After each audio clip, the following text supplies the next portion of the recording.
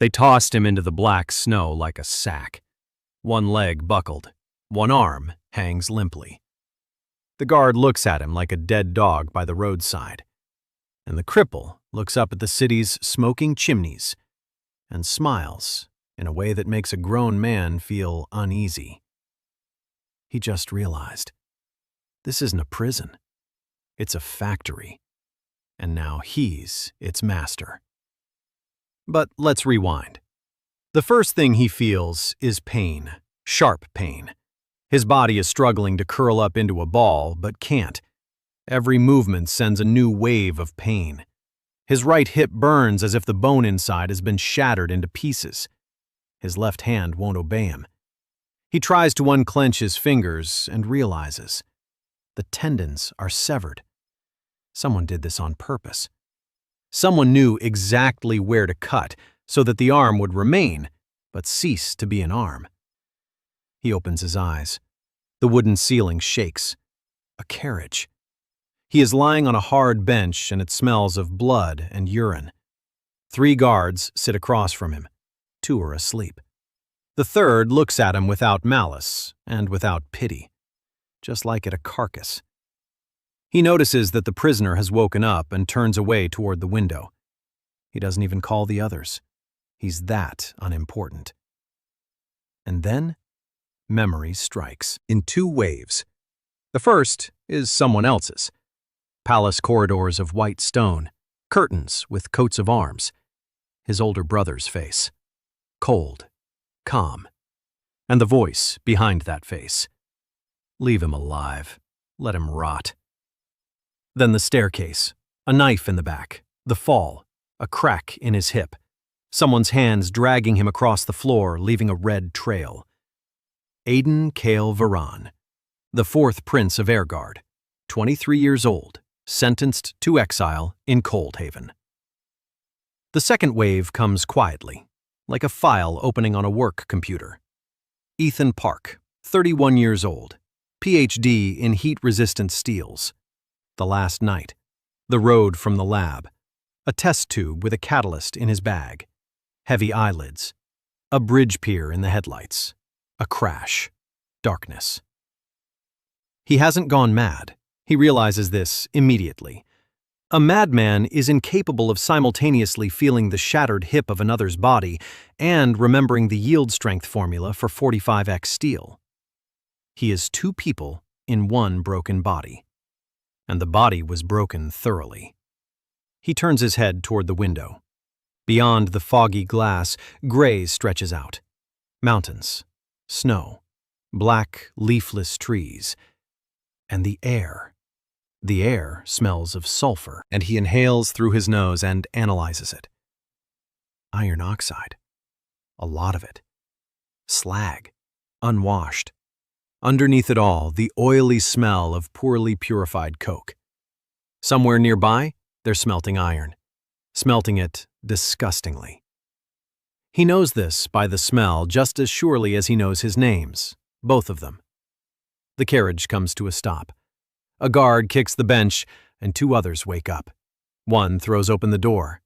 Cold and light flood into the carriage. A gray dawn over a black city. Coldhaven. Aiden takes it all in with a single long glance. Chimneys. Dozens of chimneys stick out of the squat buildings and spit brown smoke into the sky. The snowdrifts along the road are gray-black with soot. On the main street, 2 men are hauling an ingot of raw iron on a sled. The ingot is uneven and porous, with inclusions of slag. Even with one eye squinted shut in pain, Aiden can see it. This iron is good for nothing but poor quality nails. They haul it off the cart like a sack. They set him on his feet. His right leg buckles, and he falls face first into the black snow. One guard snorts. A third silently lifts him by the collar and presses him against the wall. Aiden stands on one leg with his back to the cold stone. He looks at the chimneys, at the smoke, at the black snow, at his hands. His left hand like a rag. His right one works. One hand, one leg. One head containing the entire industrial revolution, from Bessemer's converter to the steam turbine. And an entire city that doesn't know it's not a prison, but a factory. Aiden smiles, quietly and ominously. The guard who lifted him takes a step back. He doesn't know why, but he suddenly feels uneasy at the sight of the cripple's smile in the dirty snow. They take him to a house on the edge of town. Stone, low, one room and a cold stove. They throw him onto the bed. They place a piece of bread and a jug of water on the table. They read a document with a seal. Aiden Kale Varan is stripped of his right to the throne and his titles. For life. No right to leave.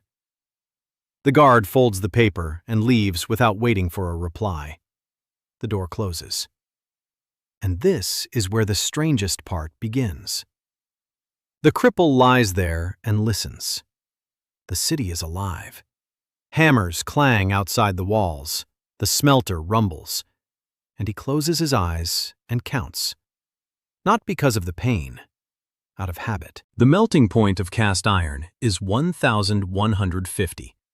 Steel is 1,500.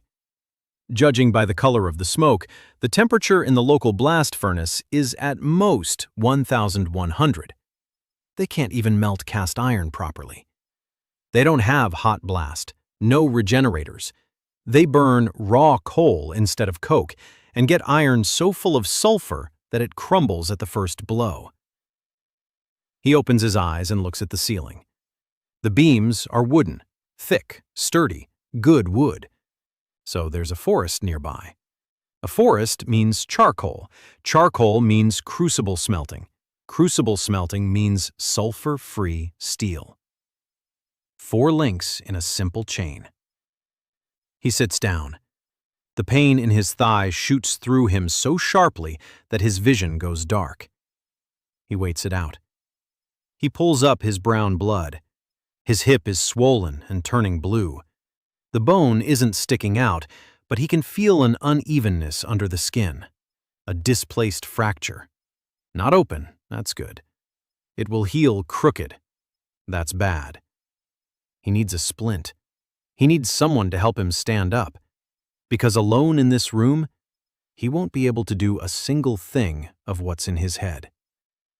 He needs 3 days. 3 days to prove to these people that he's not just another broken nobleman. On the second day, a man comes to him. Huge. Shoulders as wide as the doorway. Hands bigger than his head, all covered in old burns. A blacksmith. You can tell by everything. By his gait, by his eyes, which are used to staring at red-hot metal. Holt Bran, head of the Craftsmen's Guild. He didn't come out of pity or out of respect for a title that no longer exists.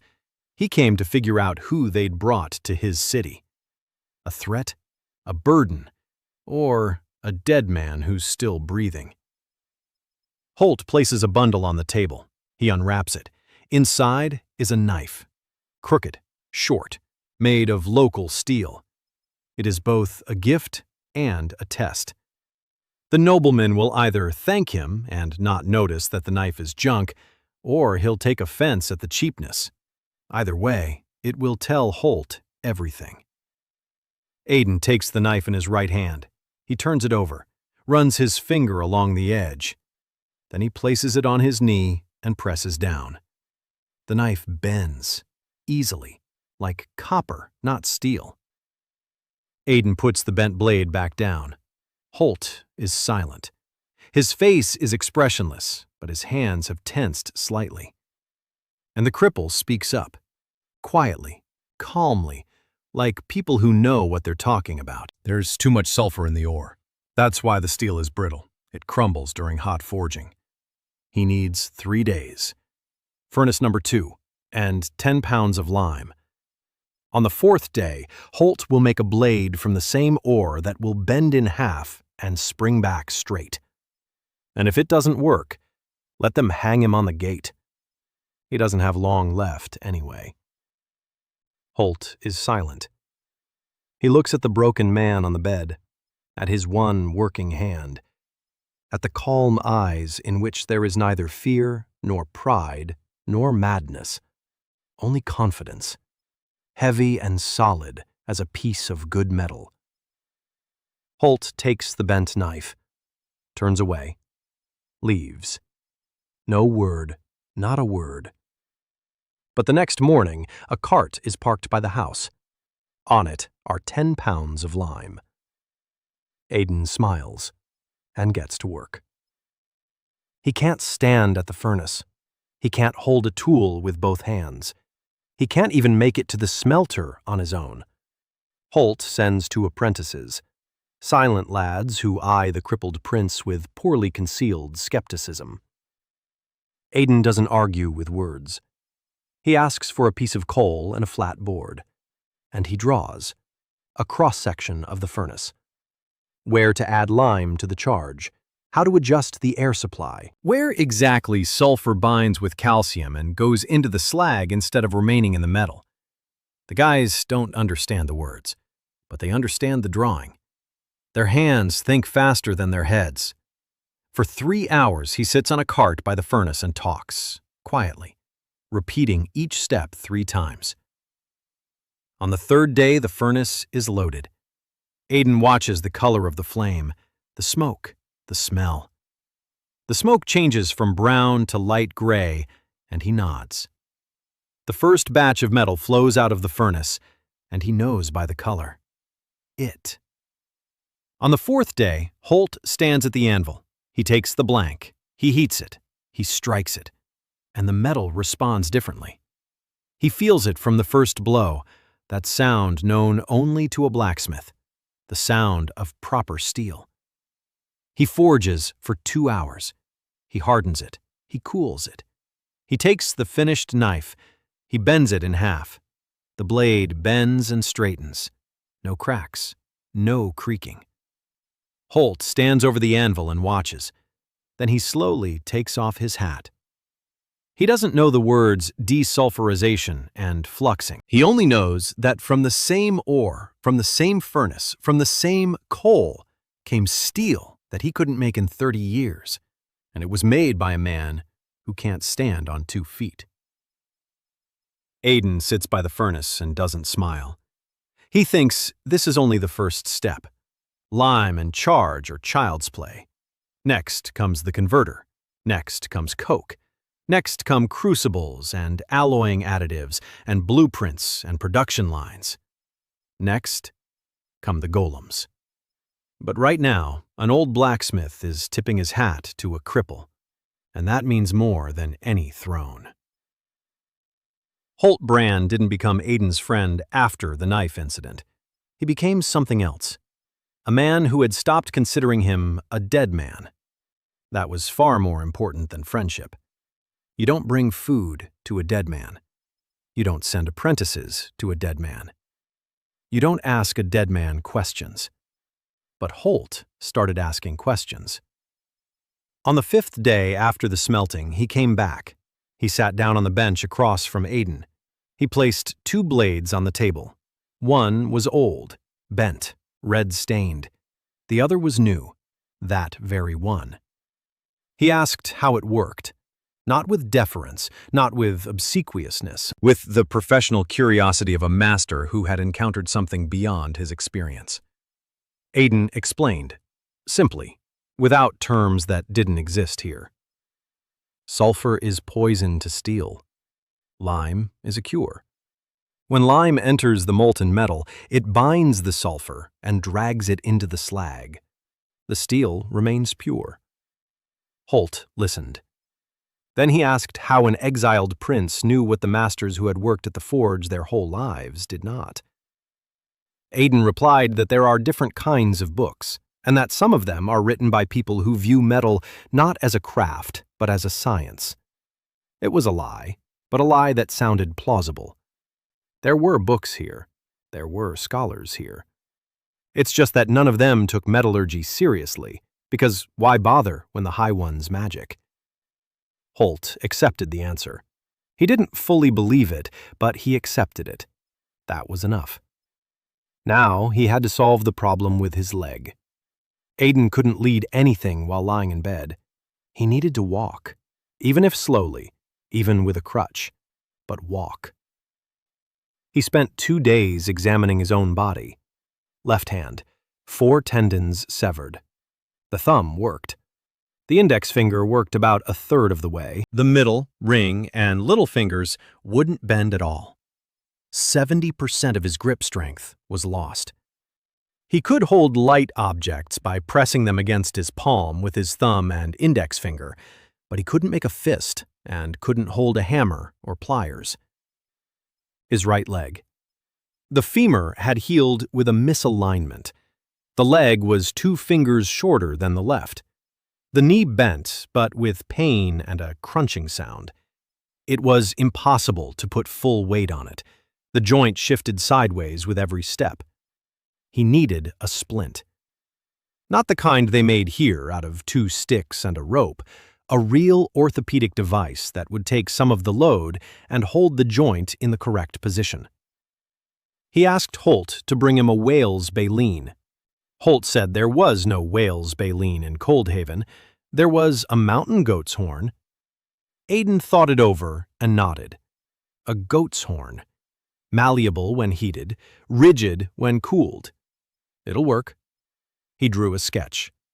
A frame made of thin steel strips wrapped in straps. Goat horn inserts shaped to fit the thigh. A knee joint with a bronze axle and 2 plates limiting extension. The sole was thickened by 2 fingers to compensate for the difference in leg length of the legs. Holt looked at the sketch for a long time. Then he said that he was a blacksmith, not a jeweler, and that he wouldn't do such delicate work. But his daughter could. That was how Aiden first heard of Marin Bran. She came the next morning, short, red-haired, with freckles that ran from her forehead to her collarbone in a continuous stream. Her forearms were sunburned, her palms were rough, with calluses where the hammer's handle rested against her fingers. She looked at Aiden, then at the blueprint, then at Aiden again, and said she didn't care who he was, and that she didn't care about his blood or his title or what he'd done to his father's forge. She said that if he thought she was going to wait on him hand and foot just because he was a prince, he was wrong. She had come to look at the drawing, just the drawing, because the drawing was interesting.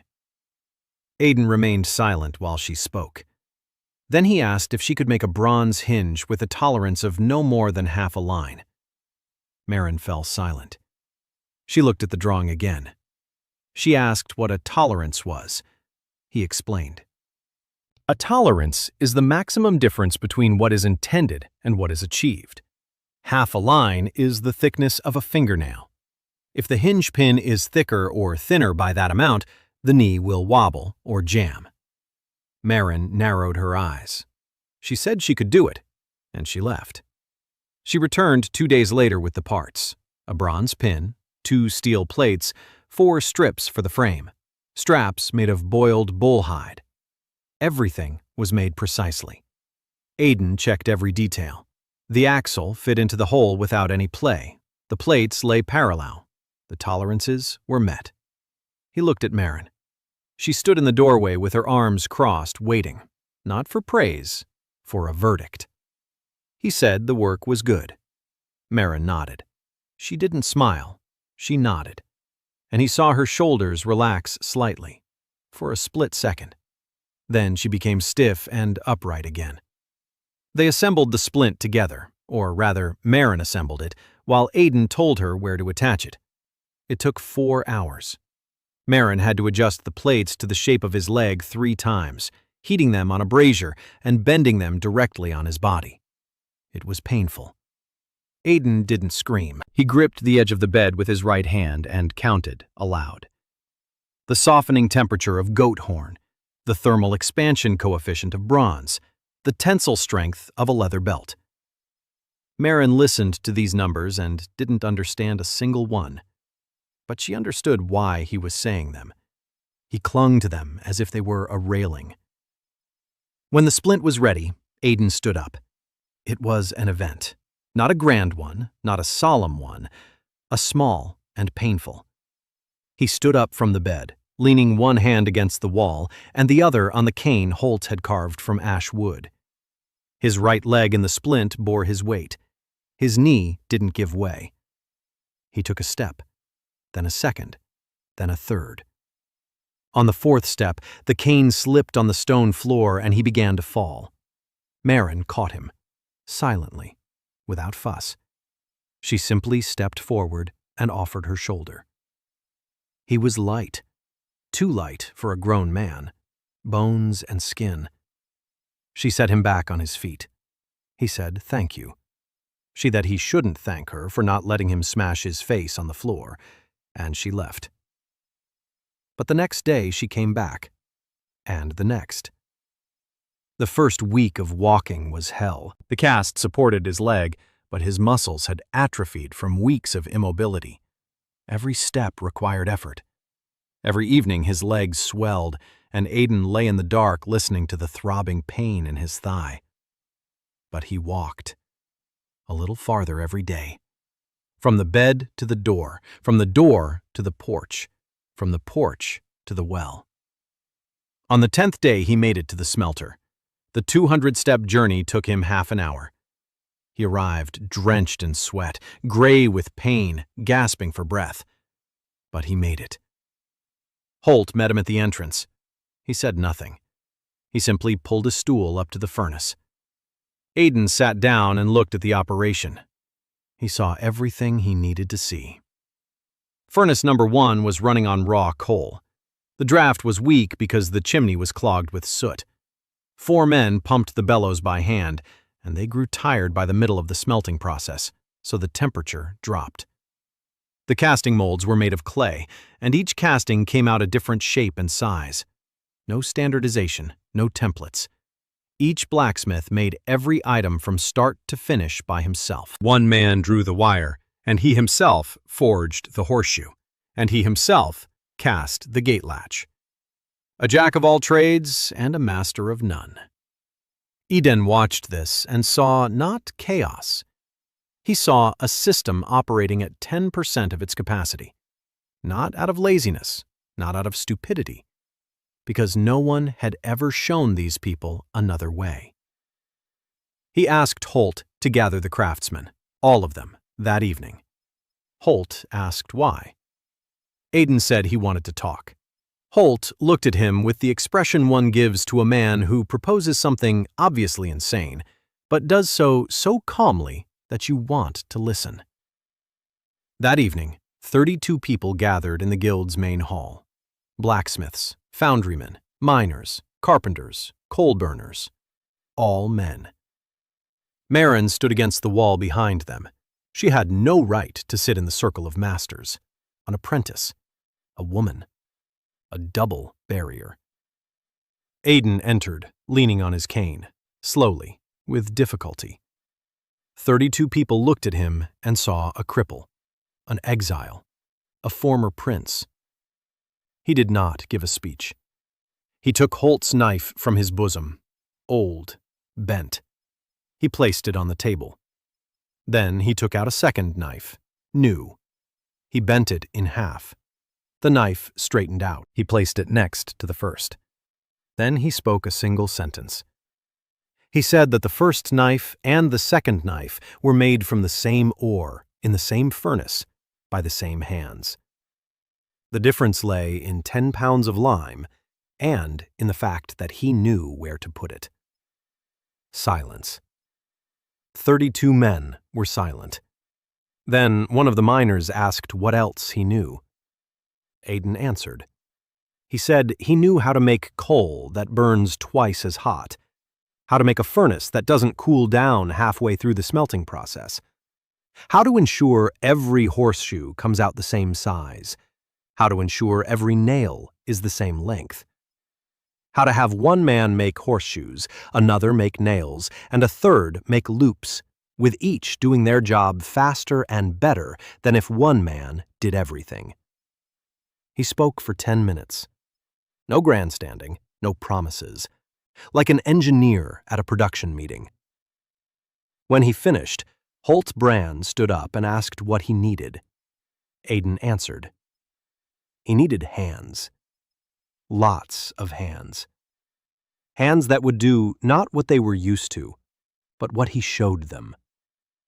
And he needed trust, not in the prince, in the result. He had shown one result. He would show a second, and a third, and a 10th. And if even once what he said didn't work, let them drive him out of the city. Holt looked at the craftsmen. The craftsmen looked at each other. One of them, an old foundryman named Garvin Tuck, said things couldn't get any worse than they were now. It wasn't a voice of confidence. It was a voice of despair. But that was enough for Aidan. Aidan started with coal, not with furnaces and not with steel, with coal. Because everything starts with fuel. Without the right fuel, the right furnace is just a stone box. The locals burned raw bituminous coal. They dumped it into the furnace in chunks and lit it. The coal produced a lot of smoke and little heat. The sulfur from the coal seeped into the metal and made it brittle. Aidan knew this on his second day in Coldhaven just by the smell. Now, he had to fix it. He needed coke. The principle was simple. Coal is heated in a sealed furnace with no air access. The volatile substances burn off. The sulfur is removed. What remains is pure carbon, porous, light, burning hotter and more evenly than raw coal. In his past life, this was called coking and had been known since the 17th century. Here, no one knew about it. He drew a sketch of a coke oven, the simplest kind, a pit in the ground lined with stone, with a channel for venting gases and a clay lid. Not an industrial coking battery, but an earthen oven that 4 men could build in 2 days. Holt looked at the sketch and said it looked like a charcoal pit where they burned charcoal. Aidan nodded. He said the principle was the same, only the material was different, and the result was different. 5 men built the oven over 3 days. Aidan sat nearby on his chair and supervised. Every stone, every joint, the depth of the pit, the width of the channel, the thickness of the lid. He checked everything. Not because he didn't trust the craftsmen, because the first result had to be flawless. They wouldn't believe him a second time. On the 4th day, they loaded the coal. They closed the lid. They lit it. A yellow gas with a pungent smell began to rise from the shaft. 2 foremen stepped back. Aidan told them not to stand downwind. The gas is poisonous. It was the first time he had said a word that caused real fear here. Poisonous gas from plain old coal. One of the miners muttered something about witchcraft. Aidan heard him and replied calmly. He said it wasn't witchcraft, but chemistry. That there are substances in coal that make it dirty, and that fire in an enclosed space drives those substances out, like sweat from the body in a sauna. The miner didn't look convinced, but fell silent. After a day, the furnace had cooled. They opened the lid. Inside lay coke, silvery gray, porous, light. Aidan picked up a piece and broke it with his fingers. The coke crunched cleanly, without that greasy crunch that raw coal made when broken. He asked them to light the furnace and place a piece of coke in it next to a piece of regular coal. 10 minutes later, the difference was obvious without explanation. The coke produced an even white flame. The coal smoked and sputtered sparks. The temperature of the furnace with the coke was visibly higher, to the touch, by the color of the glowing metal. Holt stood by the furnace and watched the flame. Then he looked at Aidan. There was something new in his eyes. Not surprise, a habit of surprise. He was beginning to get used to the fact that this broken man in the chair was right every time. It was more dangerous than surprise, because a habit of surprise is the beginning of trust. Now Aidan could rebuild furnace number 1, the main one, the one that fed all of Coldhaven with iron. The furnace was old. The masonry was cracked. The chimney was 3/4 clogged with soot. The bellows were hand-operated. 4 men pumped them in shifts and were exhausted by the middle of the smelting run. The temperature dropped. The iron came out uneven. Aiden didn't tear down the furnace and build a new one.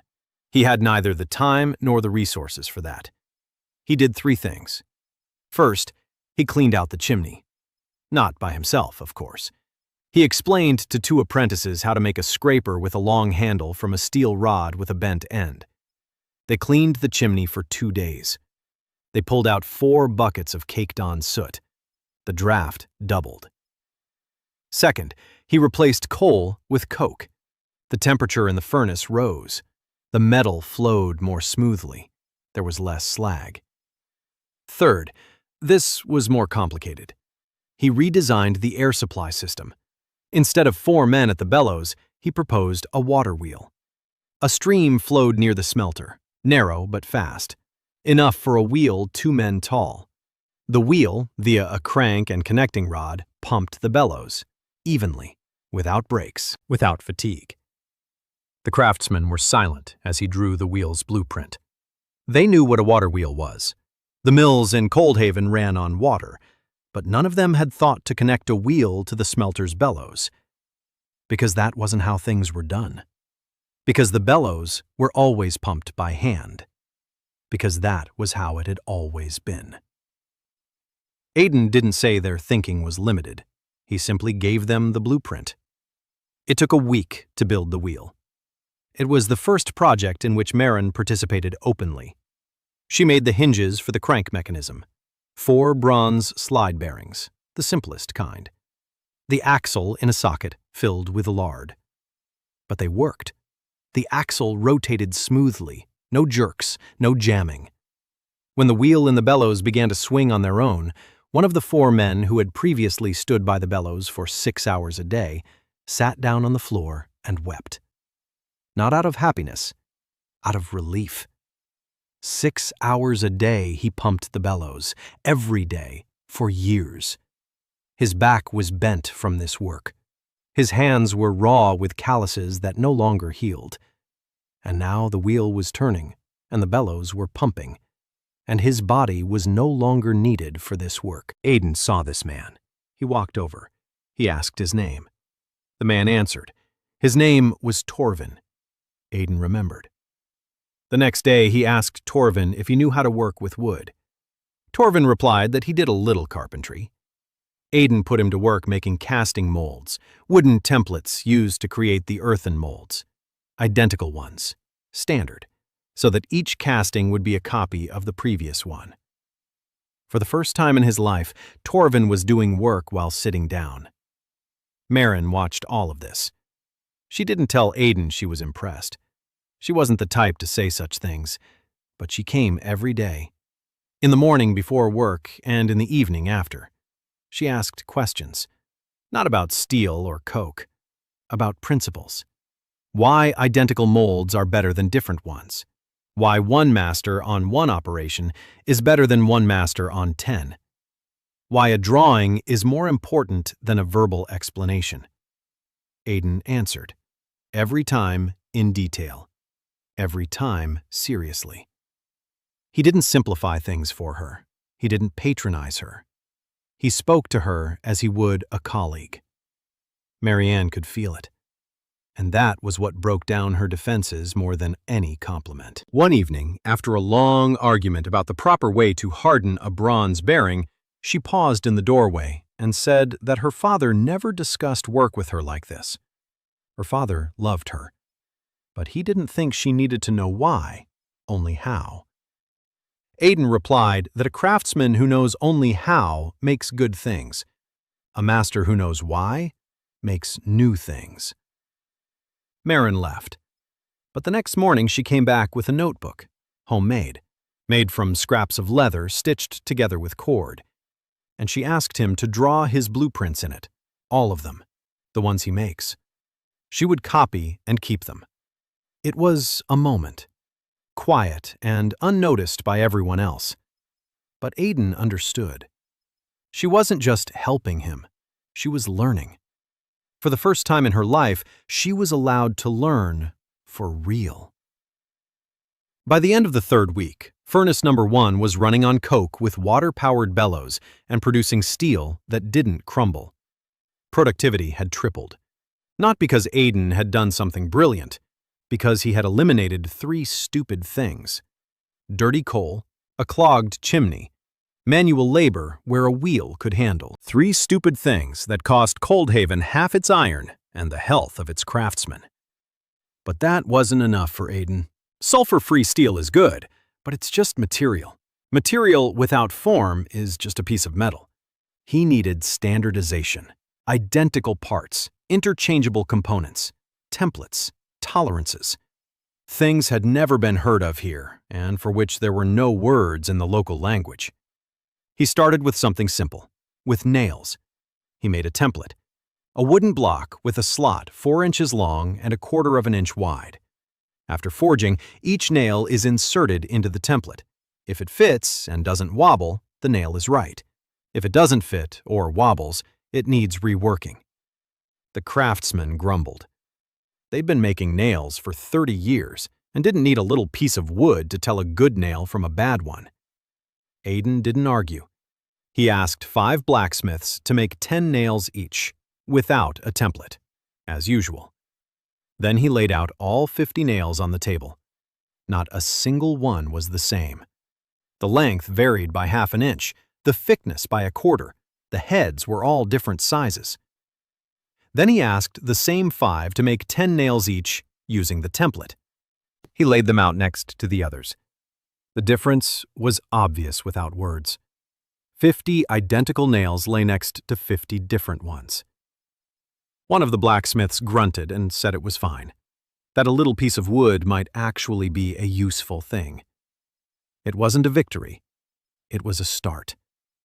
Aiden knew it would take months before standardization became a habit rather than a chore, but the foundation had been laid. At the end of the third week, something else happened. That evening, Marin came to his house. She wasn't alone.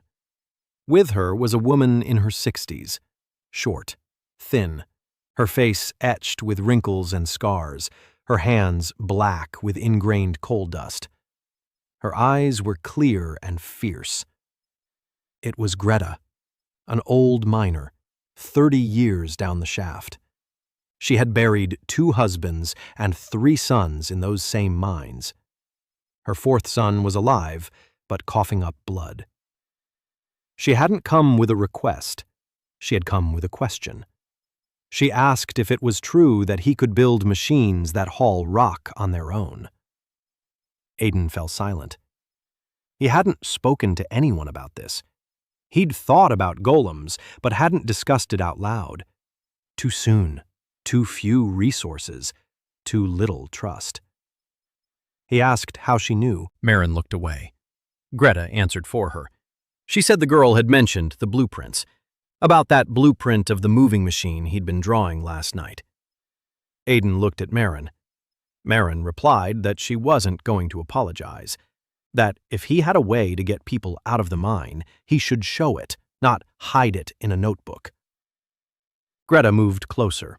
She sat down across from him. She looked him in the eyes and quietly said that last month a cave-in in the northern tunnel had buried 6 people. 4 were pulled out alive. 2 weren't. One of them was 14 years old. She said that if he had anything at all that could haul ore instead of people, he should do it instead of sitting around waiting until he was ready. Aiden was silent for a long time. Then he nodded.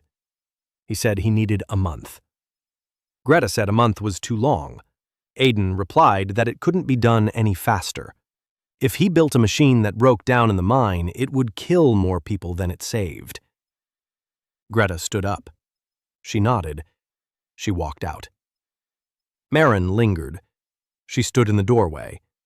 Then she said he'd answered her correctly, that Greta respects those who don't overpromise. Aiden replied that he wasn't promising anything. He was planning. Those were different things. A month wasn't enough time to build from scratch a machine that had never existed in this world. A month was a death sentence. But Aiden accepted it because he had no choice.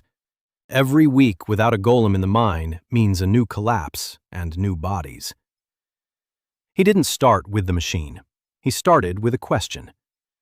What exactly should the golem do in the mine? Not in general, specifically. What kind of load? Over what distance? On what kind of terrain?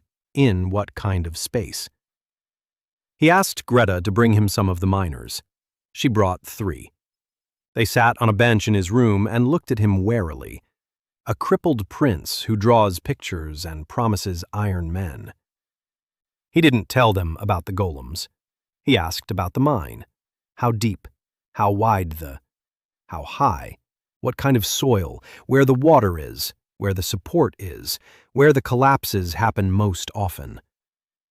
The miners answered briefly at first, then in greater detail, because no one had ever asked them about this before. No one cared about the width of the tunnel. No one cared where the water was or where the support timbers were rotting. They were told to dig, and they dug. Aiden took notes, with his right hand, slowly, crookedly. His handwriting was terrible because he had been left-handed in a past life, and here his left hand didn't work. But he wrote down every number. The depth of the northern tunnel, 80 cubits. The width of the tunnel, 4 cubits at the narrowest point. The height, 5 cubits. The soil, clay over bedrock. The support, wooden, pine, rot in 2 years. Trolleys, wooden on wooden rails, pushed by hand. 200 pounds of ore per trip, 4 trips a day per person. He listened and calculated. 4 cubits wide. So the machine must be no wider than 3.5. 5 cubits high. So no taller than 4. 200 pounds of cargo. So the tractive force must be at least twice as much, with a margin for the slope and unevenness. Wooden rails. So it needs wide rollers, not wheels, to avoid damaging the track. He drew all evening. By morning, he had his first sketch. Not a golem in the sense the word was used in Air Guard. Here, a golem was a magical structure made of stone or metal, brought to life by a seal. Noble houses created them as guards and combat machines. Elite, expensive. Every golem was a work of art, magic, and money. Aiden couldn't make something like that. He didn't have a seal. He didn't have magic. He had mechanics. His golem was something else. A steam-powered tractor on tracks. No brain, no will, no magic. Just a boiler on a frame with a power transmission to the tracks. Manual controls. 2 levers. One for forward and reverse, the other for right and left. The operator walks behind or to the side and pulls the levers. The machine pulls the cart. The man steers. Not pretty, not majestic, not magical, but it works. He showed the blueprint to Holt. Holt was silent for a long time. Then he said he'd seen a boiler before, at a brewery in the capital, a big barrel of water with a fire beneath it. Steam turned the wheel. Slowly and with a terrible noise. Everyone thought it was a toy. Aiden nodded. He said it wasn't a toy. It was an engine. And with the right pressure and the right design, a single boiler could replace 10 horses. Holt looked at the blueprint again and asked if it would explode. It was the right question, the main question. Boilers did explode, here and in the old world. They exploded because the steam pressure built up and the walls couldn't hold, because the valves got clogged or weren't there, because someone skimped on the wall thickness or the quality of the weld. Aiden replied that it wouldn't explode, because he knows how to calculate the thickness of the walls, because he'll install a safety valve that will release the pressure before the boiler bursts, because the steel they're making now can withstand a load that cast iron could never have withstood. Holt nodded, but doubt lingered in his gaze. Not in Aiden, in the idea itself. A machine that replaces 10 horses. It was too much. Construction began the next day. Aidan broke the task down into parts, just as he always did, just as he had been taught. A big problem is many small problems solved in order. The boiler, the frame, the rollers, transmission, steering. Each part separately. Each part assigned to a specific craftsman. He gave the boiler to Holt, because a boiler involves welding and riveting and working with sheet steel, and that requires the best hands in Coldhaven. Holt took the blueprint and was silent for 2 days. On the third day, he came and said he didn't understand why there was a partition inside the boiler. Aidan explained. The partition directs the flow of hot gases from the firebox along the boiler walls, not from bottom to top, but in a circle. The water heats up more evenly. The steam is dry, not wet. Wet steam means water droplets in the cylinder. Water droplets are incompressible. Incompressible droplets break the piston. Holt listened. He didn't understand half the words, but he understood the logic. The water must boil evenly. The steam must be clean. That's why there's a partition. He accepted it. Aidan gave the frame to Garvin Tuku, an old foundryman. The frame is a cast iron casting, heavy, sturdy. 2 longitudinal beams and 3 crossbars. Garvin made the frame in 5 days. It wasn't perfect. One beam was 1/4 of an inch thicker than the other. Aidan accepted it. The tolerance was sufficient for the first prototype. He gave the rollers to Marin. 4 steel cylinders, cast, machined, on bronze slide bearings. Marin worked on them for a week. Every evening she came to Aidan and showed her results. He checked them. She reworked the first set, the second one too. The third one passed. She didn't complain. She didn't argue. She remade them. This week, Marin started asking a different kind of question. Not how to do it, but why exactly that way. Why the bearing had to be bronze and not steel. Why the roller had to be smooth and not grooved. Why the axle had to be 1/2 inch longer than the roller on each side. Aidan answered every question. Bronze is softer than steel. A soft bearing wears itself down rather than wearing down the axle. Replacing a bearing is cheaper than replacing an axle. A smooth roller causes less damage to the wooden floorboards in the tunnel. The 1/2 inch clearance is needed for thermal expansion when heated.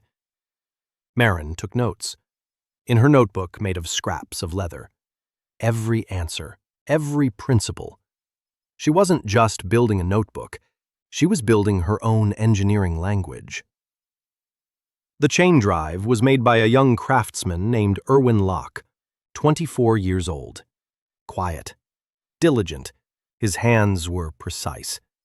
He didn't ask questions or argue, he just did it, link by link, gear by gear. When the chain was ready, Aidan asked him to stretch it between 2 rollers and run it through. The chain ran smoothly, no jamming, no slack. Aidan looked at Erwin and told him he had good hands. Erwin blushed to the tips of his ears and walked away. Assembly began at the end of the 3rd week, in the smelter, on a floor cleared of junk and debris. The frame, the boiler on the frame, the rollers on the frame, the chain between the rollers, a cylinder on the boiler, a piston in the cylinder, a connecting rod from the piston, a crank from the connecting rod, from the crank to the drive gear, from the gear to the chain, from the chain to the rollers. Aidan stood nearby, on one leg and a cane, and he directed. Every joint, every bolt, every rivet. He saw the entire machine in his mind, just as he had seen it thousands of times on a computer screen in his past life. Only here, instead of a computer, there were his eyes, and instead of a program, his voice. Marin worked beside him, silently, intently. She was attaching the rollers to the frame, fitting the bearings, and checking every clearance with a wooden ruler. She didn't speak, but Aidan could see how she looked at the machine, with that hungry attention people have when they've finally found what they want to devote their lives to. By the end of the 4th week, the machine was standing in the smelter. Ugly, bulky, the size of a large bull, black with oil and soot, with a pipe sticking out and 2 levers in the back. Aiden named it Bowl 1. Not for the sake of beauty, for record-keeping, because there would be Bowl 2 and Bowl 3, and each had to have a number. The mechanics crowded around. 30 people. Everyone had come, even those who'd said in the early days that the prince was crazy, even those who'd bet the machine wouldn't run. Holt stood at the front, arms crossed, with a face that expressed nothing but behind which something immense was raging. Mirren stood next to the car. Her hands were covered in oil up to her elbows. Her hair was tucked under a scarf. The freckles on her cheekbones looked dark against her skin, pale with excitement.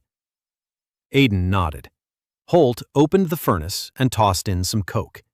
He lit it. The flame roared. The pressure began to rise. There was no pressure gauge. Instead, Aiden used a safety valve with a weight on the lever. When steam began to hiss from under the weight, the pressure reached operating level. He nodded again. Mirren placed her hand on the lever. She pulled. The piston moved. The connecting rod swung. The crankshaft turned. The chain jerked. The rollers turned. Bowl 1 moved forward. Slowly, with a creak, with a rumble, clumsily, like a newborn calf on unsteady legs. But it moved. On its own, without a horse, without human power, on steam power. The machine took 10 steps, and Mirren pulled the second lever. Bowl 1 turned, crookedly, abruptly. One roller scraped against the stone, but it turned. Another 10 steps. A stop. Mirren released the levers. The machine came to a halt. It was breathing steam. It stood. It waited. The silence was absolute. 30 people stood and stared at the black, ugly machine and didn't say a word. Then Holt Brand did something Aiden hadn't expected. He walked up to Bull. He placed his palm on the boiler. Hot. The metal trembled from the pressure of the steam inside. Holt kept his hand there and felt that tremor. Alive. Mechanical. Not magical. Real. He turned to Aiden, and for the first time ever, he didn't call him Your Highness or Prince. He said, Master Aiden. And all around, one by one, 30 masters slowly removed their caps. Bull 1 started moving. But moving and working are 2 different things. The first descent into the mine revealed everything Aiden knew but had hoped to learn later. The tracks slipped on the wet rock. The control levers were too stiff, and the operator was exhausted after half an hour. The chain stretched under the load and jumped off the sprocket. The boiler was burning coke twice as fast as expected. There wasn't enough ventilation in the tunnel, and smoke from the furnace clogged the passageway so that the men breathed. The first run ended with the Bull coming to a halt in the middle of the tunnel with a broken chain, and 3 men spent half an hour pushing it out by hand. One of the miners spat and said a horse was better. Aiden didn't argue. He was taking notes. Every breakdown, every malfunction, every complaint. Because a complaint from a miner pushing a broken machine isn't criticism. It's a technical specification. The rollers are slipping, so we need grooves, fine ones, cross-shaped, to grip the rock but not tear the wooden floorboards. The levers, so we need a lever mechanism, simple, double the lever arm and add a return spring. The chain stretches, so the links are too thin, redesign. Increase the cross-section by 1/3. Coke consumption. This is trickier. The boiler needs insulation. Clay mixed with straw. Coat the outside with it. Heat loss will drop. Consumption will drop as a result. Ventilation. The most serious problem. Smoke from the furnace in a closed tunnel is deadly. An exhaust fan is needed, or the furnace needs to be moved outside and steam fed through a pipe. Or you need to switch to smokeless fuel, which he doesn't have. He chose a compromise. a short pipe from the furnace up through the ventilation shaft. Primitive, but it'll work for a tunnel 80 cubits deep. At a depth of 200, it won't, but he's still a long way from a depth of 200. The modifications took 10 days. Marin made new rollers with grooves. Irwin reworked the chain.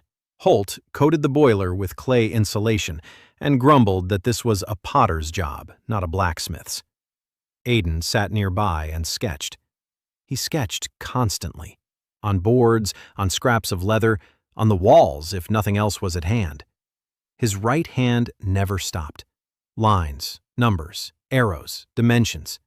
He thought with his hands. He always thought that way. Even back in that life in the lab in Seoul. When a problem wouldn't solve itself in his head, he'd take a pencil and draw.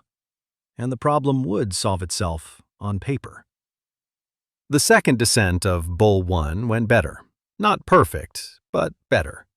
The grooved rollers held the rock. The levers became easier to move.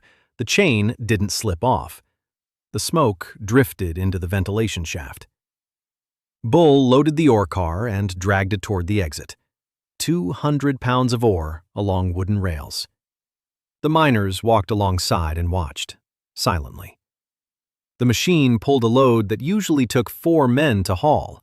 It pulled smoothly, without jerks, without stopping. The cart rolled out into the light. The miner who had said last time that a horse was better walked up to the bull and began examining it.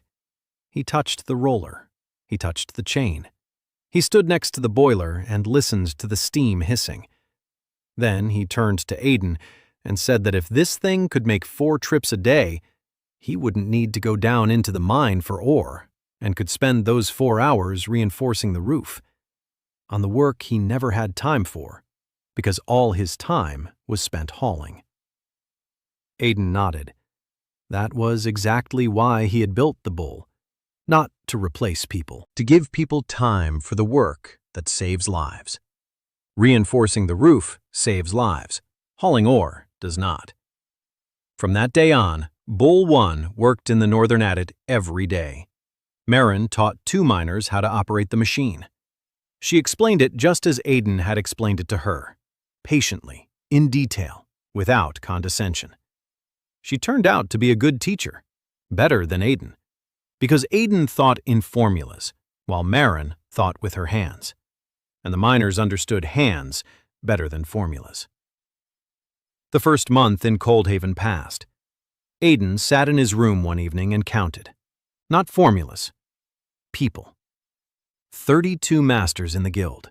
Of those, 6 blacksmiths, 4 foundrymen, 8 miners, 2 carpenters, 2 charcoal burners, 10 apprentices, plus families, plus the elderly, plus children. In total, about 400 people lived in Coldhaven. 400 people in a forgotten province on the edge of the kingdom. 400 people whom the crown considered expendable. 400 people who, for the first time in half a century, had received sulfur-free steel and a machine in the mine. But steel and a machine are not food. And winter was approaching. Snow already lay on the mountain passes.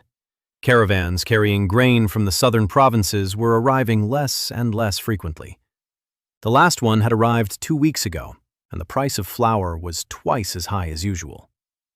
The civil war between the brothers was still being fought quietly by diplomats and spies, not armies. But the trade routes were already suffering. The northern provinces had always scraped by in the winter. Coldhaven was worse off than anyone else because its only commodities were ore and low-grade iron, and they fetched next to nothing. Aidan understood that no amount of steel would save the city if the people were starving. He had to solve the food problem. Quickly. With what he had. He knew a few things about how the northern peoples survived in conditions of food scarcity. Not from magic, from history. From those lectures on the history of technology he'd attended at university and which he'd considered useless. Salting, smoking, glaciers for storing meat, pickling vegetables, proper grain storage with ventilation and protection from rats. All of this existed here, in primitive forms, but it could be done better. He asked Holt to introduce him to the person in charge of the city's supplies. Holt brought a woman named Agna Veers, 50 years old, a miner's widow. She managed the city warehouse and distributed food among the families. She looked at Aiden with the polite indifference with which people look at someone they respect, based on others' words but not on their own observations. Aiden asked her how much the town had in reserves for the winter. Agna replied. 2 months' worth of grain, salted meat for a month and a half, vegetables for 3 weeks. Then famine, like every year, as always. Aiden asked how much meat was lost in storage. Agna said a third. Salted meat spoils because the salt is bad, full of sand and clay. The meat rots. The grain gets damp. Rats eat everything the dampness hasn't already eaten. Aiden nodded. A third in losses isn't starvation, it's logistics. Bad salt is a purification issue. Damp grain is a ventilation issue. Rats are a storage facility design issue. 3 problems, 3 solutions. None requires magic. He asked to be shown the warehouses. Agna led him. Slowly, because he walked with a cane and stopped every 50 steps. The warehouses were what he expected. Stone sheds with dirt floors. No ventilation. No drainage. Bags of grain lay directly on the ground, and the bottom rows were wet. Barrels of salted meat stood in the corner, giving off a sour smell. Rat droppings were everywhere. Aiden stood there. He looked around. Then he began to speak. Wooden pallets, bags not on the ground but on the pallets. Air between the floor and the bags, dry grain. Ventilation holes in the walls, 2 at the bottom, 2 at the top. Airflow from bottom to top. The dampness goes away. Turn the barrels of salted meat upside down. The brine must cover the meat completely. If the brine doesn't cover the meat rots on top. Salt. Rinse in clean water and dry. Sand and clay are heavier than salt and will settle to the bottom. The simplest fractional rinsing. Rats. Tin shields on the legs of the pallets. A rat cannot climb smooth metal. No rats, no losses. Agna listened. She was silent. Then she said that the pallets and the holes in the walls would take 2 days of work. She asked if he was sure about the salt. Aiden said he was sure. Agna nodded and left. 3 days later, the warehouses had been rebuilt. Pallets, ventilation, washed salt, tin shields. Agna came to see Aiden a week later. She said the grain on the lower shelves was dry for the first time in 20 years. She said the salted meat had stopped smelling sour. She said there wasn't a single rat track in the warehouse. She didn't thank him. She did something else. She asked what else he knew. It was a different kind of question, not a question from a supplicant to a nobleman, a question from a master to a master. What else can you do that I cannot? Aiden began to explain to her about fermentation, about sauerkraut, about lactic acid fermentation, about how an acidic environment kills the bacteria that spoil food. He didn't use the word bacteria. He said, tiny critters that live in food and make it rot. Agna understood. She was a practical woman. She didn't need theory. She needed results. She asked him to demonstrate. Aiden demonstrated. Cabbage, salt, a wooden barrel, a weight. 3 weeks in a cool place. After 3 weeks, Coldhaven had sauerkraut, the first in the history of this world. The taste was familiar, a taste from a past life. Ethan Park ate kimchi every day. Different cabbage, different spices, but the principle was the same. Fermentation, preservation, life that continues through the winter. Aiden sat in the evening, eating sauerkraut from a clay bowl, and thought of his mom, whom he hadn't had time to call. He thought of her often, every evening, when the pain in his leg subsided and the city fell asleep, and only he remained, along with the silence and the memory of a life that was no more. He didn't cry. He didn't know how to cry in this body. Maybe the tendons weren't the only thing they'd cut. But he remembered her voice, her hands, her habit of calling him at 11 o'clock at night to ask if he'd eaten. He always lied and said he had. He never ate on time. Now he ate on time, every day. Because if he collapsed from hunger, there would be no one to draw and no one to think, and 400 people would be left without the one thing he could give them: his mind. At the end of the second month, a convoy arrived in Coldhaven. 10 wagons, not with goods, with people. Refugees from the southern coast, families of fishermen and merchants fleeing the fighting between Rovaine's fleet and Cassian's coastal garrisons. 43 people, exhausted, hungry, frozen. Among them was a girl, small, skinny, with huge dark eyes and hands that smelled of herbs and cheap alcohol. She held a leather bag in her arms and pressed it to her chest like a child. Inside the bag were vials and bundles of dried plants and a leather-bound notebook. Her name was Lien So. She was 19 years old. Her father was a pharmacist. Had been. He was hanged for witchcraft a year ago in the town square. His crime was that he had tried to treat the plague not with prayers, but with carbolic acid. The Church of the Faceted Light declared it heresy. The noose declared it a sentence. Lien had seen it. She was 18. Since then, she had been heading north because only the gallows remained in the south. Aidan knew nothing about her until Agna brought her to him. Agna said that among the refugees there was a girl who was an apothecary and that she might be useful. Aidan looked at Lien. Lien looked at him. Then she suddenly leaned toward him and sniffed his hand, his right working hand. She immediately straightened up and said there was oleum on his hand, or something very similar to oleum, and that she was curious how an exiled prince knew what oleum was. Aidan froze. Oleum, fuming sulfuric acid.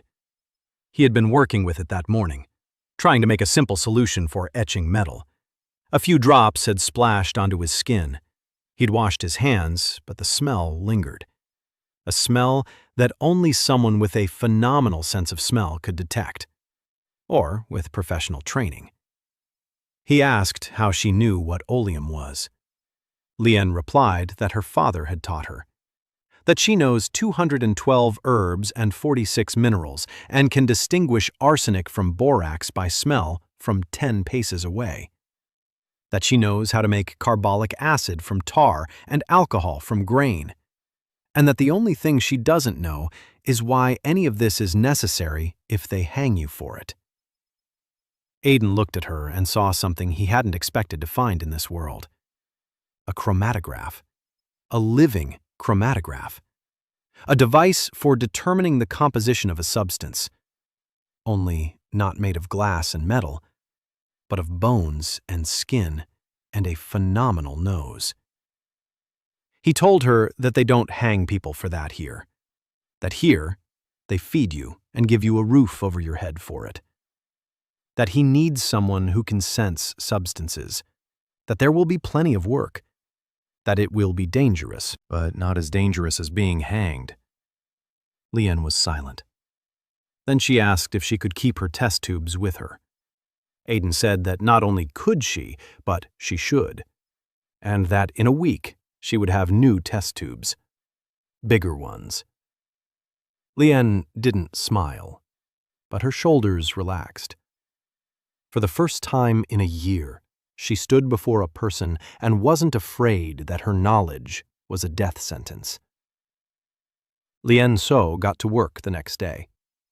Aidan set aside a corner for her in the smelter, a table, 3 shelves, a brazier, a set of clay crucibles that Garvin Tuck had cast that evening.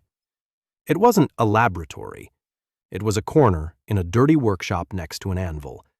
But Leanne arranged her test tubes on the shelves, sorted the bundles of herbs into boxes, and hung her father's notebook on a nail above the table, and the corner became a lab. The first task was simple. Aiden gave her 3 ore samples from different adits. He asked her to determine by smell and taste which one contained the most sulfur. Leanne sniffed each sample. She licked it. She spat it out. A minute later, she pointed to the middle one. Aiden checked. When heated, the middle sample gave off the strongest smell of sulfur gas. Leanne was right. He gave her 10 more samples. Ore, slag, coal, limestone, clay. He asked her to describe each one, not by appearance, but by smell and taste. Leanne described them, and Aiden wrote them down. She didn't know chemical formulas. She didn't know the words oxide, sulfide, and carbonate, but she described what she sensed, and Aiden translated those descriptions into the language of chemistry. It smells like rotten eggs is hydrogen sulfide. It makes my tongue feel as dry as an unripe persimmon is a high aluminum content. It stings the nose and tastes bitter meant phosphorus compounds. Within 3 days, they had a working system. Leanne identified the composition by smell. Aiden interpreted it. Together, they could analyze raw materials faster and more accurately than any local lab, though, in fact, there weren't any. Leanne worked voraciously. She arrived before dawn and left after sunset. She asked questions non-stop, not about chemistry, about why. Why sulfur makes steel brittle, why lime removes sulfur, why coke burns hotter than coal. Aiden answered, every time in detail, every time seriously, and every time he saw something in her eyes light up and go out. Light up with knowledge, go out with fear. Knowledge had killed her father. Knowledge is a noose. Aiden saw that fear and didn't try to dispel it with words. He did something else. On the 5th day, he asked Holt to bring an oak board, smooth, sanded. He took a piece of charcoal and wrote on it in large letters, Master Lien So, Chief Apothecary of the Coldhaven Workshop. He hung it above her desk. Leanne stood and looked at the board for a long time. Then she said quietly that she wasn't a master, that she wasn't even an apprentice, that she was just a girl with herbs and a dead father. Aiden replied that a master is someone who knows what no one else knows, and that in Coldhaven, no one but her can tell arsenic from borax by smell from 10 paces away. So she is a master. Leanne didn't cry. She clenched her teeth so that her jaw muscles stood out against her thin cheekbones. Then she turned to her table and began to work. From that day on, she stopped flinching when someone entered the smelter, but the fear didn't leave her completely. Aiden knew it wouldn't go away anytime soon, if it ever went away at all. Alongside the lab, Aiden set about what he'd been putting off since day 1, saltpeter. Coldhaven stood on mineral-rich soil, coal, iron, copper, limestone, and saltpeter, potassium nitrate, the main component of black powder. The locals knew about the saltpeter. They gathered it from the ledges on the walls of cellars and caves. They used it to cure meat. Sometimes they sold it to the crown's armorers for a pittance. But no one in Coldhaven understood that saltpeter wasn't just a white powder for meat. It was power. It was a weapon. It was the only thing that could put a craftsman on equal footing with a blacksmith's hammer and a nobleman with the seal of blood. Aiden wasn't planning on making gunpowder, not yet, but he was going to stockpile saltpeter, lots of saltpeter. Because winter would pass, and spring would come, and with spring would come people who would want to know why good steel came from Coldhaven. And then he would need an argument more convincing than steel. He sent 2 miners to explore the caves north of the city. They returned 3 days later and reported that in 2 caves the walls were covered with a white coating a finger's thickness. Aiden asked them to bring samples. Lien sniffed them and said that this was exactly what they add to saltpeter, but purer. Much purer than what they collect in the cellars. Aiden nodded. Natural deposits, high concentration, minimal impurities. He was lucky, or unlucky, because rich deposits of saltpeter were the reason why Coldhaven would be targeted sooner or later. He ordered the collection to begin, quietly, without fanfare. 10 sacks a week. Store in a dry place, separate from the coal and sulfur. Separate. That was important. He didn't explain why. He just said, separate. Holt didn't ask. He was beginning to understand that when Aiden said separately in a voice that left no room for questions, it meant separate. The second month was nearing its midpoint. Bull 1 worked in the mine every day. It broke down every other day. Marin repaired it at night. She knew the machine better than anyone because she had assembled half of its parts with her own hands. She didn't complain about the breakdowns. She was angry, but she wasn't angry at the machine. She was angry at herself. For every roller that wore out before its time, for every bearing that overheated, for every chain link that snapped. She took every breakdown personally, just as a mechanic takes a defect personally. Aiden saw this, and one evening, when she came to him with yet another cracked link and a furious expression, he told her something. He said that a breakdown isn't a mechanic's mistake. A breakdown is information. Every crack tells you where the metal is weaker than it needs to be. Every instance of wear shows where the friction is greater than calculated. A machine, by breaking, teaches the craftsman. And a craftsman who fears breakdowns will never build a machine that doesn't break. Marin listened. Then she placed the link on the table and asked how to prevent it from cracking. Aiden explained. Heat treatment. Heat it to a light red, cool it slowly, not in water, in oil, or in the air. Slow cooling relieves the internal stress in the metal, the stress that builds up during forging. That's what tears the link from the inside. Marin took the link and left. She returned in the morning with a new one, annealed. This link didn't crack. Not after a day, not after a week, not after a month. From that moment on, Marin annealed every part she made. Without reminders, without instructions. She understood the principle, and the principle became part of her hands. At the end of the second month, an event occurred that changed everything. A collapse in the eastern tunnel. Not the northern one where the bull worked, the eastern one, the old one, almost abandoned. 6 people were working there, 3 men, 2 women, a 14-year-old boy. The ground gave way. The support gave way. The roof collapsed. Aiden found out 10 minutes later. Marin burst into his room and said one word. Collapse. He stood up, grabbed his cane, went. Fast. Faster than he'd ever walked in this body. His leg was on fire. He didn't pay any attention. People were crowding at the entrance to the eastern tunnel. 20, 30. Women were screaming. Men stood with shovels and pickaxes, staring at the collapse. Rock and earth and debris from the support had blocked the tunnel 10 paces deep. There were 6 people behind the rubble. Alive or dead, no one knew. Holt stood at the front. He had already organized the rescue effort.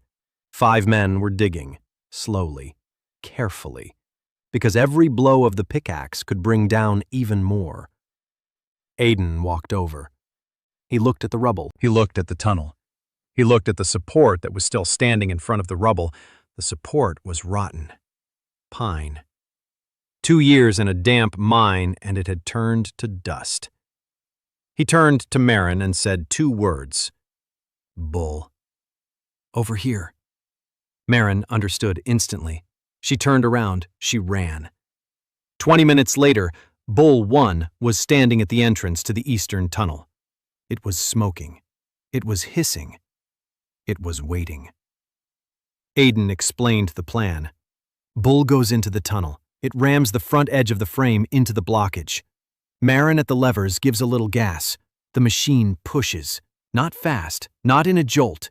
Slowly, steadily, like a jack. Steam pressure against rock pressure. The men stand behind and clear away what the bull pushes aside. Holt looked at him. He asked if the frame would hold. Aiden said the frame was cast iron and that cast iron could withstand more compressive force than rock. Holt nodded. Marin sat down at the controls. Bull 1 crawled into the tunnel, turned around, braced itself against the debris. Marin let on the steam. The machine groaned. The frame dug into the rock. The rocks began to shift, slowly, with difficulty, but they shifted. The men behind the bull picked up rocks and dragged them away. 10 minutes. 20. 30. The bull advanced 3 steps. 5. 7. The boiler roared. Pressure at maximum. The safety valve hissed incessantly. Marin held the levers with hands gone white. She couldn't see what lay ahead. She was steering the machine blindly, by sound, by the way the frame shook beneath her feet, by the way the resistance on the levers changed. At the 42nd minute, the bull broke through the debris. The frame emerged into the void, and the car jerked forward. Marin yanked the lever toward her. Stop. The bull came to a halt.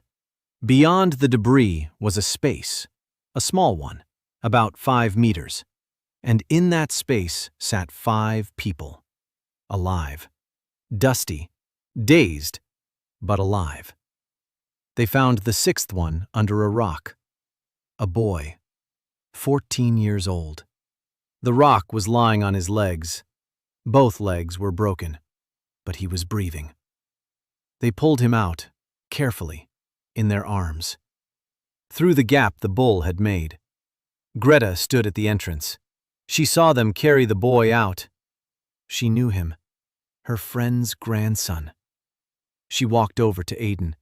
He was standing by the tunnel wall, leaning on a cane, gray with dust and pain. His leg was trembling beneath him. Greta took his hand, his right one, his working hand. She brought it to her lips and kissed it. An old miner with black hands and angry eyes kissed the hand of the crippled prince, not as a subject to a king, but as a mother to the man who had saved someone's child. Aiden stood there, unable to move, not because of the cast, because of what was happening inside him. Something snapped. Not a bone, not a tendon, something else. That wall Ethan Park had been building for 31 years. The wall between himself and the world. The wall behind which he hid everything he felt because engineers don't cry, and men don't cry, and Koreans from good families don't show weakness. That wall cracked. He cried. Quietly. Silently. Tears streamed down his dusty face, leaving pale streaks. He cried and couldn't stop. Marin stood beside him. She saw. She didn't turn away or leave. She just stood there. And when he finally fell silent and wiped his face with his sleeve, she said one sentence. She said that Bull had done well, and that the chain hadn't come off once. It was the kindest thing anyone had ever said to him in his life. Because she didn't pity him. She brought him back to what he knew how to do, to the machine, to the work, to who he is. After the collapse in the Eastern Tunnel, the town's attitude toward Aiden changed. Not immediately, not loudly. Quietly and irreversibly. Like the temperature of water in a boiler, degree by degree, imperceptibly, until it boils. People stopped saying, the exiled prince. They started saying, Master Aiden. Not everyone, but most. Women brought him food, not on orders, of their own accord. Hot porridge in the morning, bread at noon, boiled turnips in the evening. Modestly, but regularly. He no longer needed to ask for apprentices. They came on their own. In the morning, waited at the door, asked what to do today. One girl brought him water every morning. She was about 12, quiet, with eyes too big for her thin face.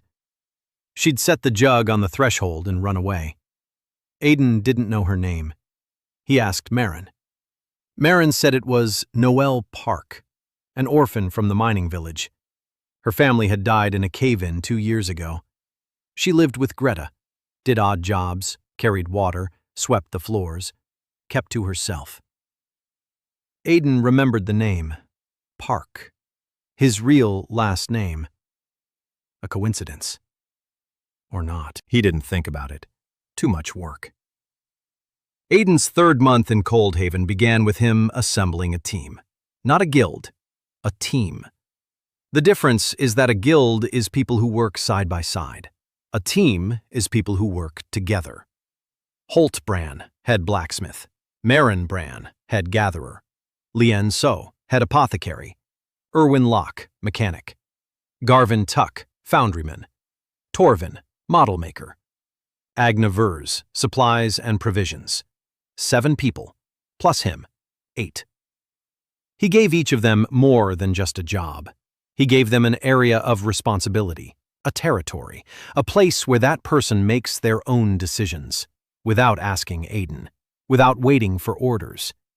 It was harder than rebuilding a furnace, because these people had spent their whole lives waiting for orders, from the guild, from the foreman, from the crown.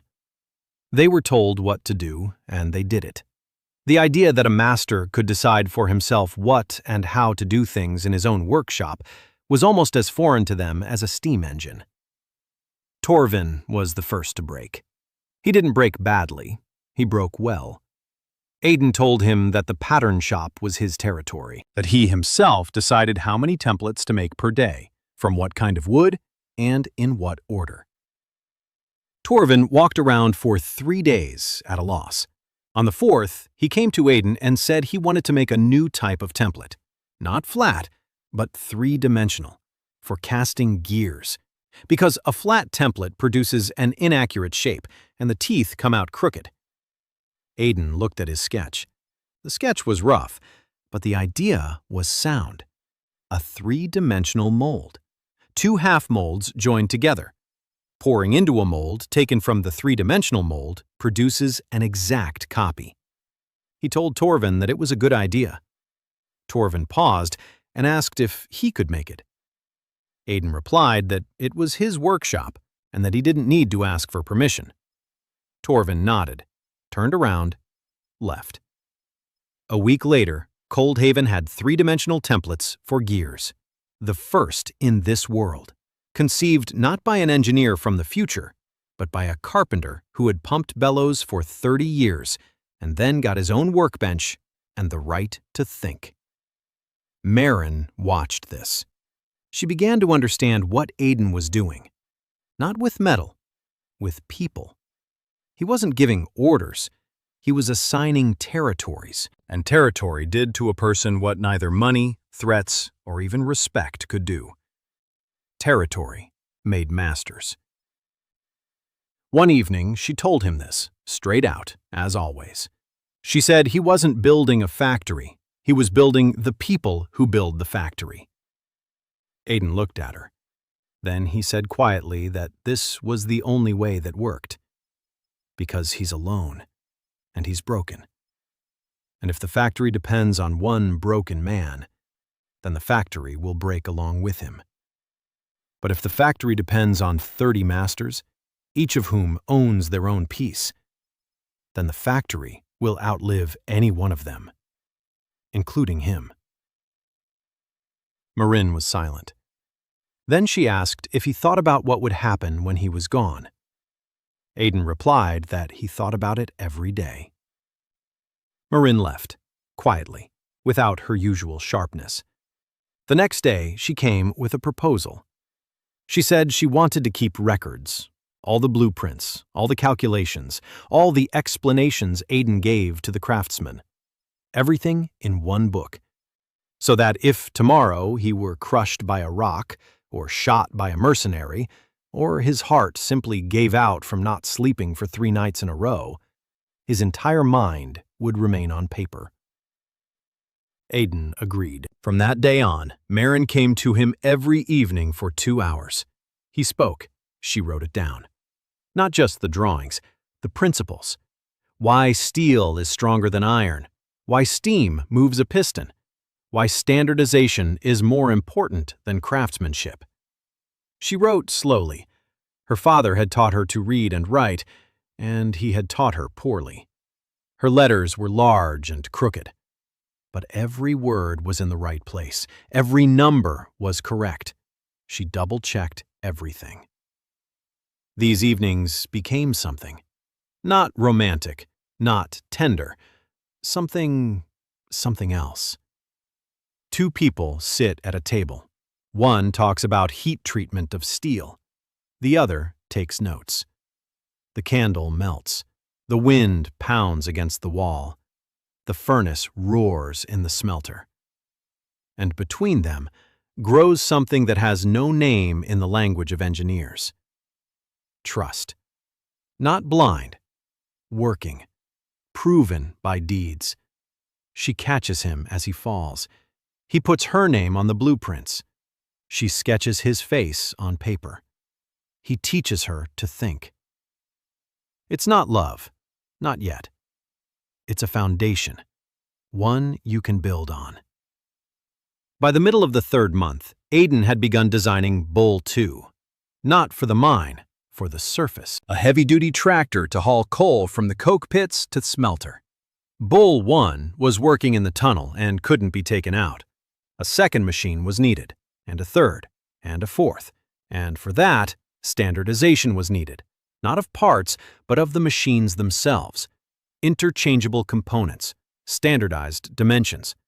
One type of boiler for all BICs, one type of roller, one type of chain. So that a part from BIC 2 would fit BIC 1 and vice versa. He gathered the team and explained. He explained at length.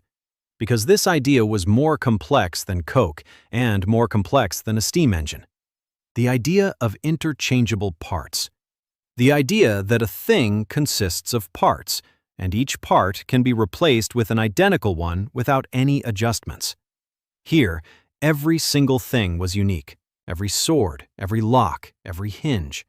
The craftsman made the object entirely from start to finish and fitted every part to every other by hand. If one part broke, the object was thrown away and a new one was made, because a new part wouldn't fit the old object. Aiden explained and saw how the craftsman looked at him, with incomprehension, not with hostility, with curiosity. Why make parts identical if every item works just fine as is? He didn't explain it in words. He demonstrated. He asked Marin to make 10 identical bearings. He asked Irwin to make 10 identical chain links. He asked Garvin to cast 10 identical rollers. Then he took bearing number 3 and put it in roller number 7. It fit. No adjustments, no hammer. It fit like a glove.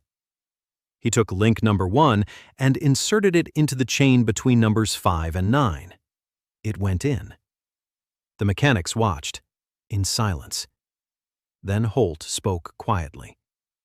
He said that if any part fits any machine, then a broken machine can be fixed in an hour instead of a day.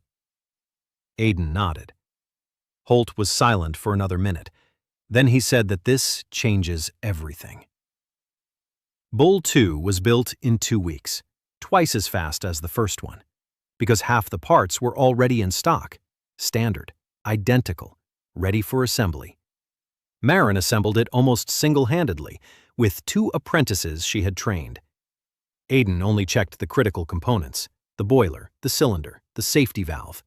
Marin knew the rest on her own.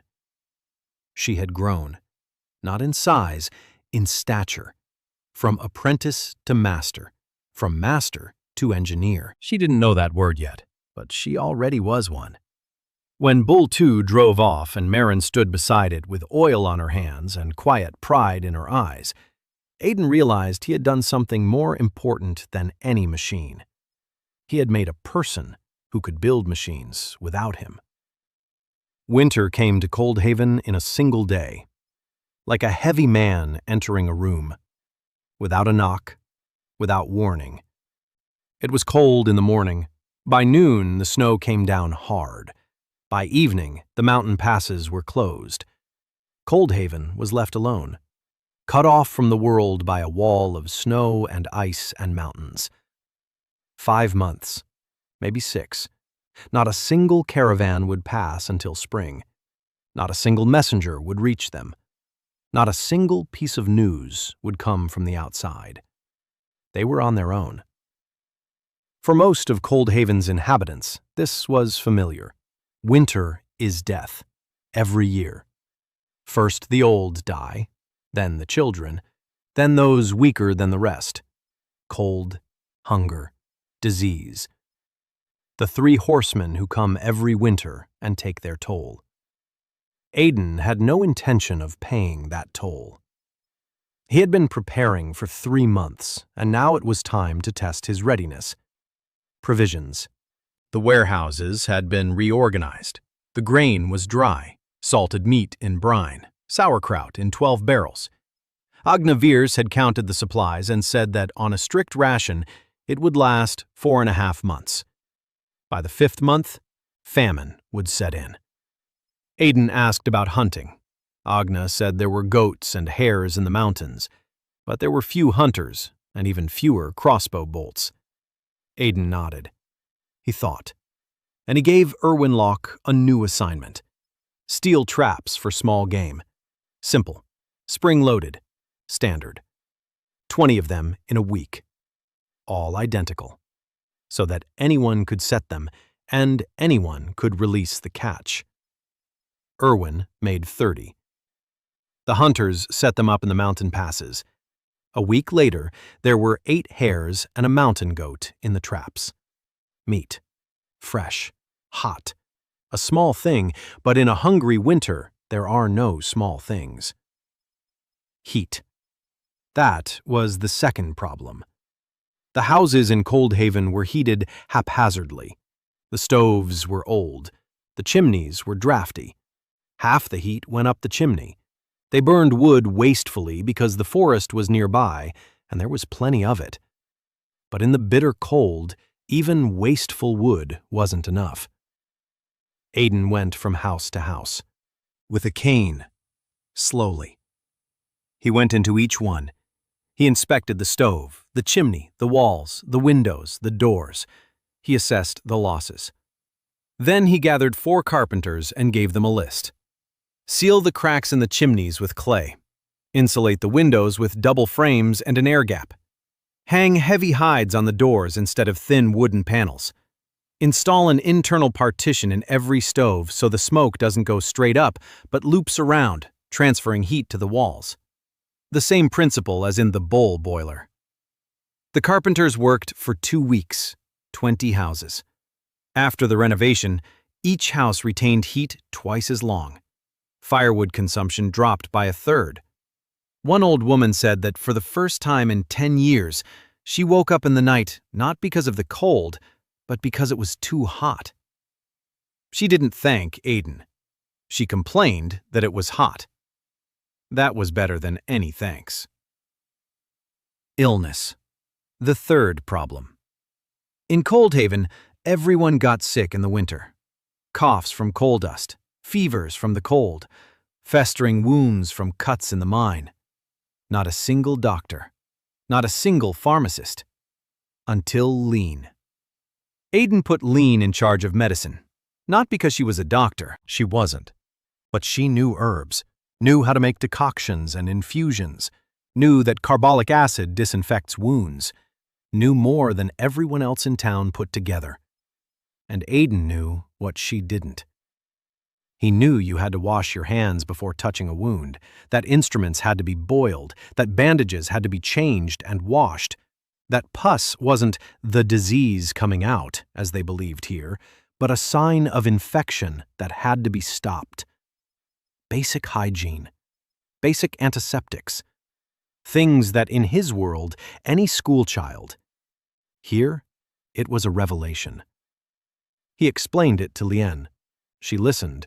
She didn't interrupt. She didn't argue. She wrote it down in her notebook. Then she asked one thing.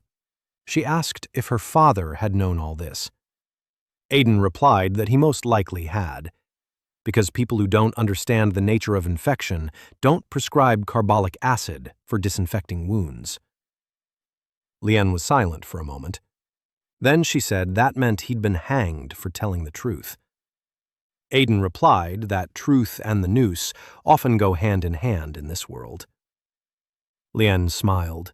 For the first time in all the time he'd known her, the smile was bitter, but it was a smile, not emptiness. It was progress. She had set up a dressing station in one of the empty houses, clean, whitewashed, with a boiling cauldron for instruments and bandages, with shelves for her vials and potions, with a sign above the door. Master Lien So's Apothecary. Aiden hung the sign himself, with one hand, crooked. Lien straightened it. The first week of winter passed. No one died. The second week. No one died. The third. Torvin had a cut on his palm that had become infected.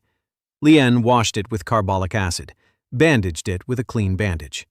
3 days later, the wound had closed. Torvin said that usually a cut like that festers for 2 weeks, and then they have to amputate the finger. Lien replied that there would be no need to amputate. Torvin looked at his hand, then at Lien. Then he went out and told the 3 masters.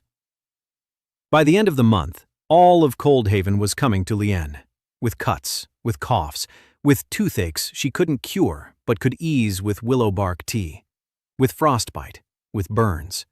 She saw everyone, from morning till night. She was wasting away before their eyes. Aiden noticed. He told her that a healer who doesn't eat can't heal others. Lien replied that she didn't have time to eat. Aiden told Agna to feed Lien 3 times a day, personally, to bring the food, set it on the table, and not leave until she had finished eating. Agna nodded. Since then, Lien has.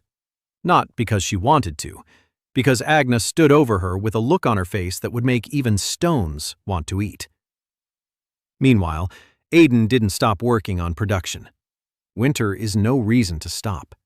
Winter is a time when there's no need to rush, and you can do what requires precision rather than speed. He set to work on the crucibles. Crucible smelting.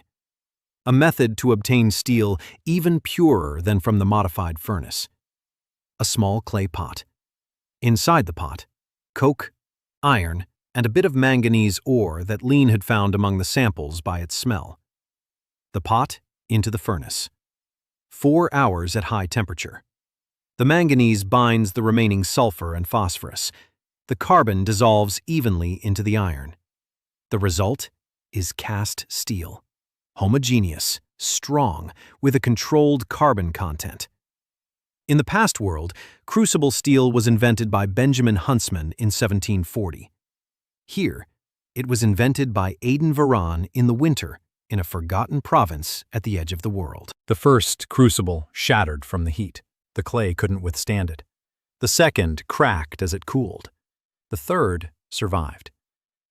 Lien helped select the clay composition. She sniffed every sample. She identified impurities. Aiden made adjustments. More quartz sand, less limestone, add fire clay. With the 4th crucible, they got the result. A fist-sized ingot of steel. Silvery, smooth, no visible pores or inclusions. Aiden took it in his hand and felt the weight. The right weight. Dense, uniform, good steel. He gave the ingot to Holt. Holt heated it, forged it, hardened it, made a chisel out of it. The chisel cut through iron like butter. Holt stood over the workbench, looking at the chisel and remaining silent for a long time. Then he said that in the capital, they pay in gold for steel like this. Aiden nodded. He knew. Crucible steel isn't just a material, it's currency. When the pass is open, Coldhaven will have something to sell. Not shoddy, noisy iron at junk prices, but steel that people would pay for. Real money. Money with which to buy what isn't found in the mountains. Grain, cloth, copper, tin, glass, books. Noelle Park continued to bring him water every morning. By the third week of winter, she stopped running away. She began setting the jug on the table inside the house. She started lingering for a minute. 2.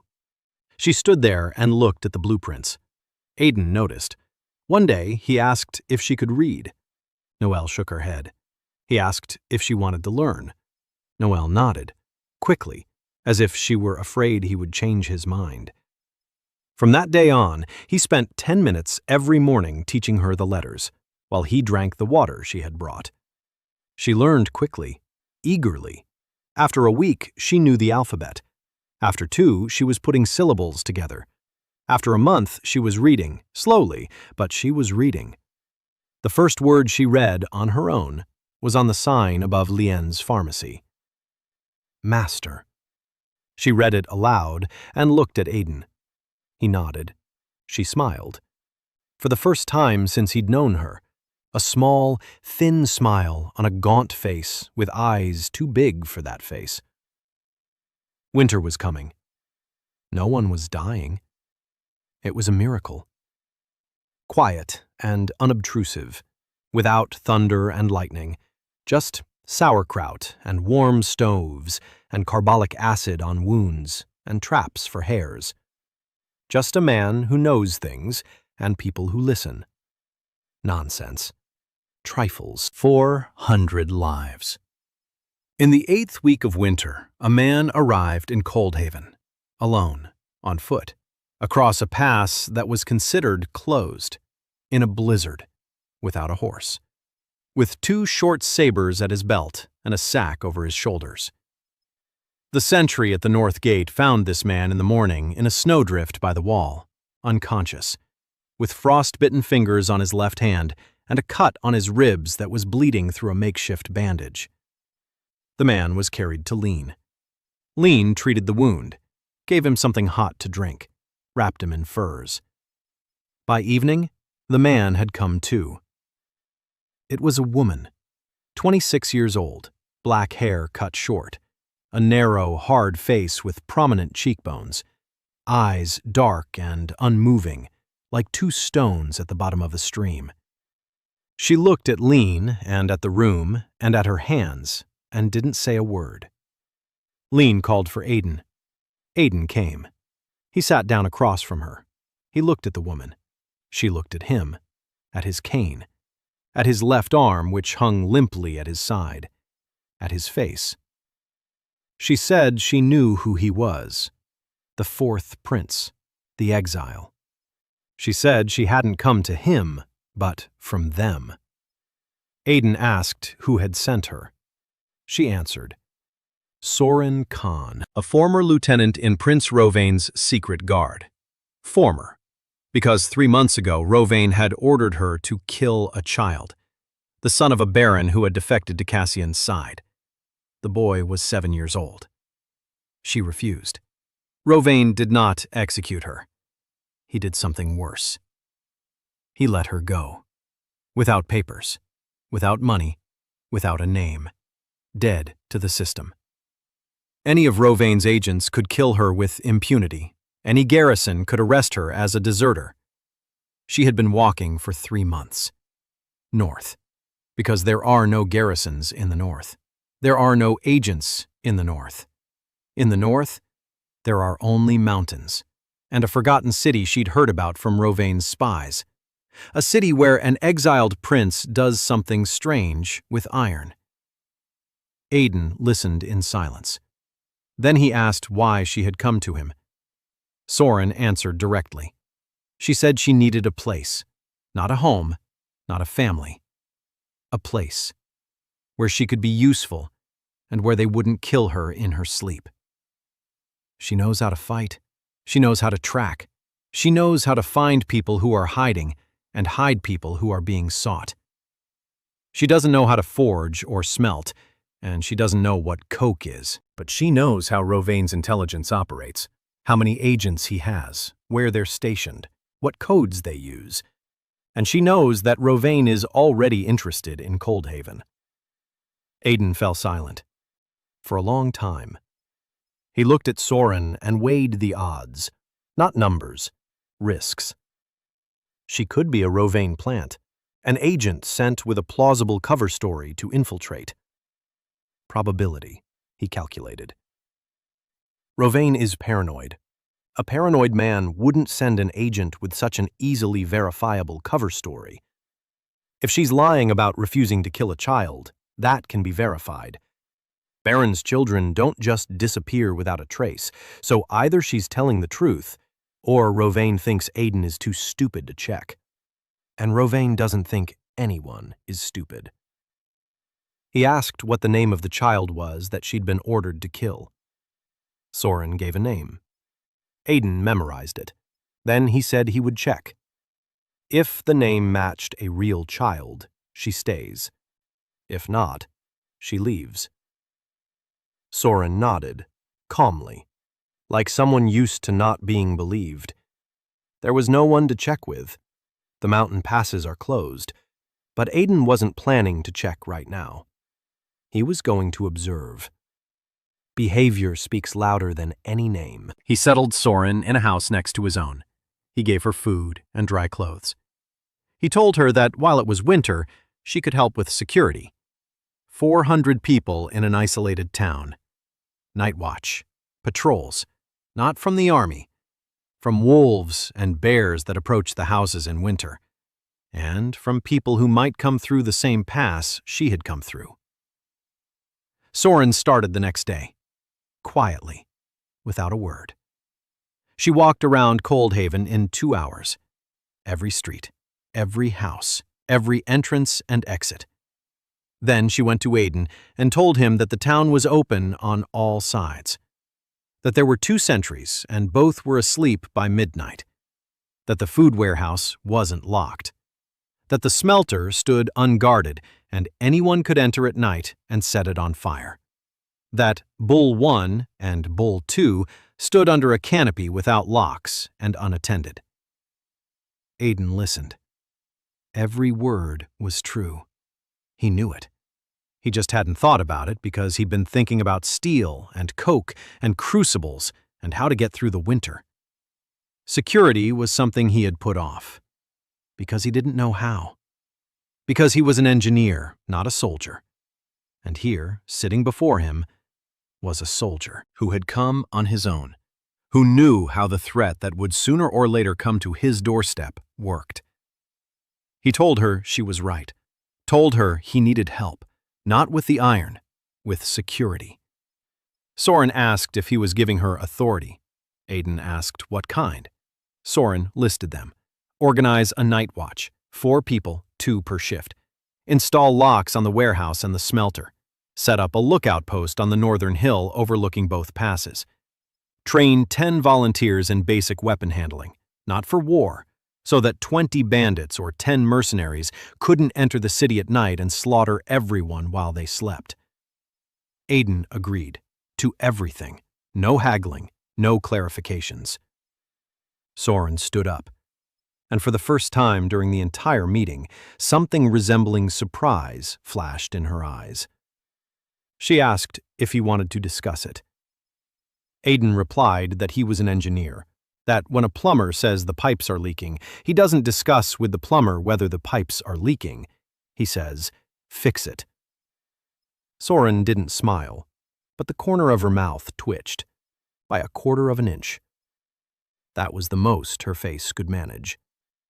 She left and got to work. In 3 days, Coldhaven was transformed. Not on the outside, from the inside. Night watch, barricades, a lookout post. 10 men and 3 women were learning from Soren how to handle weapons, move in formation, listen to the silence, and hear in it what the sleeping cannot. Soren taught them harshly, without mercy, without shouting. in a calm, steady voice that made you want to stand straighter. Maren watched Soren warily. She didn't trust the stranger. She told Aiden so directly. She said that a woman with 2 sabers who appears out of a blizzard is either a gift or a trap, and that there had never been a single gift in Maren's life. Aiden replied that he understood, and that was why Soren didn't know about the saltpeter and wouldn't find out until he decided she could be trusted. Maren nodded. That was enough for her. Winter dragged on. The cold grew more intense, but Coldhaven lived on. The furnaces burned. The bulls worked. The smelter produced steel. Lien healed. Soren guarded. Maren built. Noel studied. In the 12th week of winter, Aiden sat at the table one evening and drew. Not a blueprint. A map. A map of Airguard, as he remembered it from his body's memory. The capital in the south. The northern mountains. The western border with the Empire. The eastern coast. Rovaine's southern fleet. Cassian's garrisons. Trade routes. River crossings. He looked at the map and thought. Not about steel. About the future. Winter will end. The mountain passes will open. And the world will remember Coldhaven. Or learn of it for the first time. And then the questions will come. Where does the good steel come from? Where do the steam engines come from? Where does the order come from in a province that has been rotting for 20 years? And with the questions will come people, with swords, with seals, with orders. He needed to be ready. Not for war, for what comes before war. For politics, for espionage, for negotiations. To avoid fighting those with whom he can negotiate, and not negotiating with those who have come to kill. He looked at the map. 3 brothers. Cassian in the south, Rovaine in the east. The western prince, whose name he remembered but tried not to say. And himself. The 4th. Dead. Forgotten. With 400 craftsmen and 2 steam engines and a mountain of saltpeter in the cave. He smiled. That very smile. Not a good one. An engineer's smile. The smile of a man who sees a problem and already knows the first 3 steps of the solution. Winter had passed its midpoint and was beginning to wane. The days were getting longer. The snow on the southern slopes had darkened. The stream by the smelter was flowing louder. The ice still held the passes, but not with the same death grip it had 2 months ago. Aiden was counting the days. Not until spring. Until the guests. He knew they would come. The only question was when, and who would be first. He had maybe 6 weeks left, maybe 8. He made use of every day. The guardian golem, not the bull, a different machine, a different task. The bull is a tractor. It hauls cargo. It can't defend the city. It's slow, clumsy, no arms, no strength. Guard had to be different. Aiden had been drawing it for 3 nights. Soren sat beside him and talked, not about mechanics, about tactics. She described how mercenaries attacked, in small groups, at night, through weak spots in the perimeter, quickly, ruthlessly. They strike and retreat. She described how an army attacks, in formation, with crossbows, then swordsmen head-on, then a flanking maneuver. She described how a battle mage works. Seal of blood, short-term enhancement. A soldier under the seal runs twice as fast, strikes 3 times as hard, feels no pain, lasts about 3 minutes. Then the backlash, weakness, vomiting, sometimes death. 3 minutes. Aiden listened and thought. 3 minutes of berserk. So the Guardian has to hold out for 3 minutes against a boosted fighter and still be on its feet when the berserker collapses from the backlash. Not to kill, to hold out, to wait it out. He built that into the design. The hull, not a frame like the bull has, a shell. Steel plates on a cast iron frame. The plates are 1/4 of an inch thick, enough to stop a crossbow bolt. Not enough against a heavy battering ram or direct-action combat magic. But Rovain doesn't have direct magic. He has the blood seal. It empowers people, not breaks walls. Arms. The Guardian had arms. 2. The simplest kind, hinged, with claws made of steel strips. Not nimble, not fast, but strong. Driven by a steam cylinder via rods and levers. One arm can grip a man in armor and lift him off the ground. The other can strike with the force of a blacksmith's hammer. Legs. Not rollers, legs.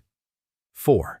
Like a table, with wide supports, not for speed, for stability. The Guardian doesn't run. The Guardian stands. Like a wall, like a tower, like something you can't budge. Height. 8 cubits. Slightly taller than 2 human heights. Enough to exert psychological pressure, not enough to be unwieldy. Controls. This was more complicated. The bowl was controlled by 2 levers. The guard demanded more. Legs, arms, torso rotation. An operator was needed inside, in the hull, protected, with a system of rods and pedals, like in a cockpit. Aiden spent 2 days designing that cockpit. It was the most difficult engineering problem of all the ones he'd tackled here. Not because steam mechanics are complicated, but because the operator had to control 4 legs and 2 arms while seeing the battlefield and not being boiled alive by the heat of the boiler behind him. He solved each problem separately. The legs are controlled by 2 pedals. The right pedal moves the right pair of legs. The left pedal moves the left pair. Step forward, step back, turn. The arms are controlled by 2 levers at the operator's shoulder level. Forward, backward, squeeze, release. View through 3 viewing slits in the front plate. Ventilation through a channel in the roof of the canopy, which has a visor to protect against rain and arrows. Thermal insulation between the boiler and the cockpit. 2 layers. Clay mixed with an asbestos-like mineral that Lien found in rock samples. White, fibrous, fireproof. Aiden wasn't sure it was a safe material. In the old world, asbestos killed people. But in this world, there was no choice. Either insulation made from what was available, or the operator would be cooked in 10 minutes. He made a note. Replace at the first opportunity. Construction of Guardian 1 began. The whole team. Holt was forging the hull plates. Marin was assembling the articulated arms. Irwin was making the chain drives for the legs. Garvin cast the iron frame. Torvin carved the wooden molds for casting. Lien tested the fireproof coating. Soren advised on the placement of viewing slits and viewing angles. Noelle Park. She showed up at the workshop on the first day of Guardian assembly. Not with water, with her hands. She stood and watched as Marin secured a hinge to the shoulder assembly. Then she walked over and silently handed her the bolt that Mirren had been looking for on the floor. Mirren looked at the girl, then at the bolt, then back at the girl, and said that if she wanted to help, she should hold the box of bolts and hand them over when told. Noelle nodded. From that day on, she was in the workshop every day, handing tools, holding parts, cleaning up shavings. Silently, intently, with the expression of a child who had found, for the first time, the place where she wanted to be. Aiden watched. He saw how she looked at the machine, not with fear, not with excitement, with understanding, with some kind of animalistic, mechanical instinct. She saw how the parts fit together. She saw which bolt went where. Once, Mirren put a hinge on the wrong side and didn't notice. Noelle touched her sleeve and silently pointed it out. Mirren looked. She checked. Noelle was right. The hinge was reversed and would have broken the axle under load. Mirren repositioned. Then she looked at Noelle with a long gaze. And for the first time, she called her by name. They built the Guardian over 4 weeks. It grew in the smelter like an iron tree. First the frame, then the legs, then the body, then the arms, then the cockpit, then the boiler. Every day Aiden came and checked. Every day he found something that needed to be redone. Every day the craftsmen redid it without complaint. Because they could already see what was taking shape. And what was taking shape both frightened and delighted them at the same time. 8 steel elbows and a pair of arms. 2 arms with claws. 4 legs with broad feet. Viewing slits like narrow, angry eyes. A pipe on its back releasing white steam into the cold air. Guard 1 stood in the smelter and was silent. Not yet alive. Not yet fired up. But already real. Marin walked around it, then once more. Then she stopped in front of the faceplate and quietly said it was beautiful.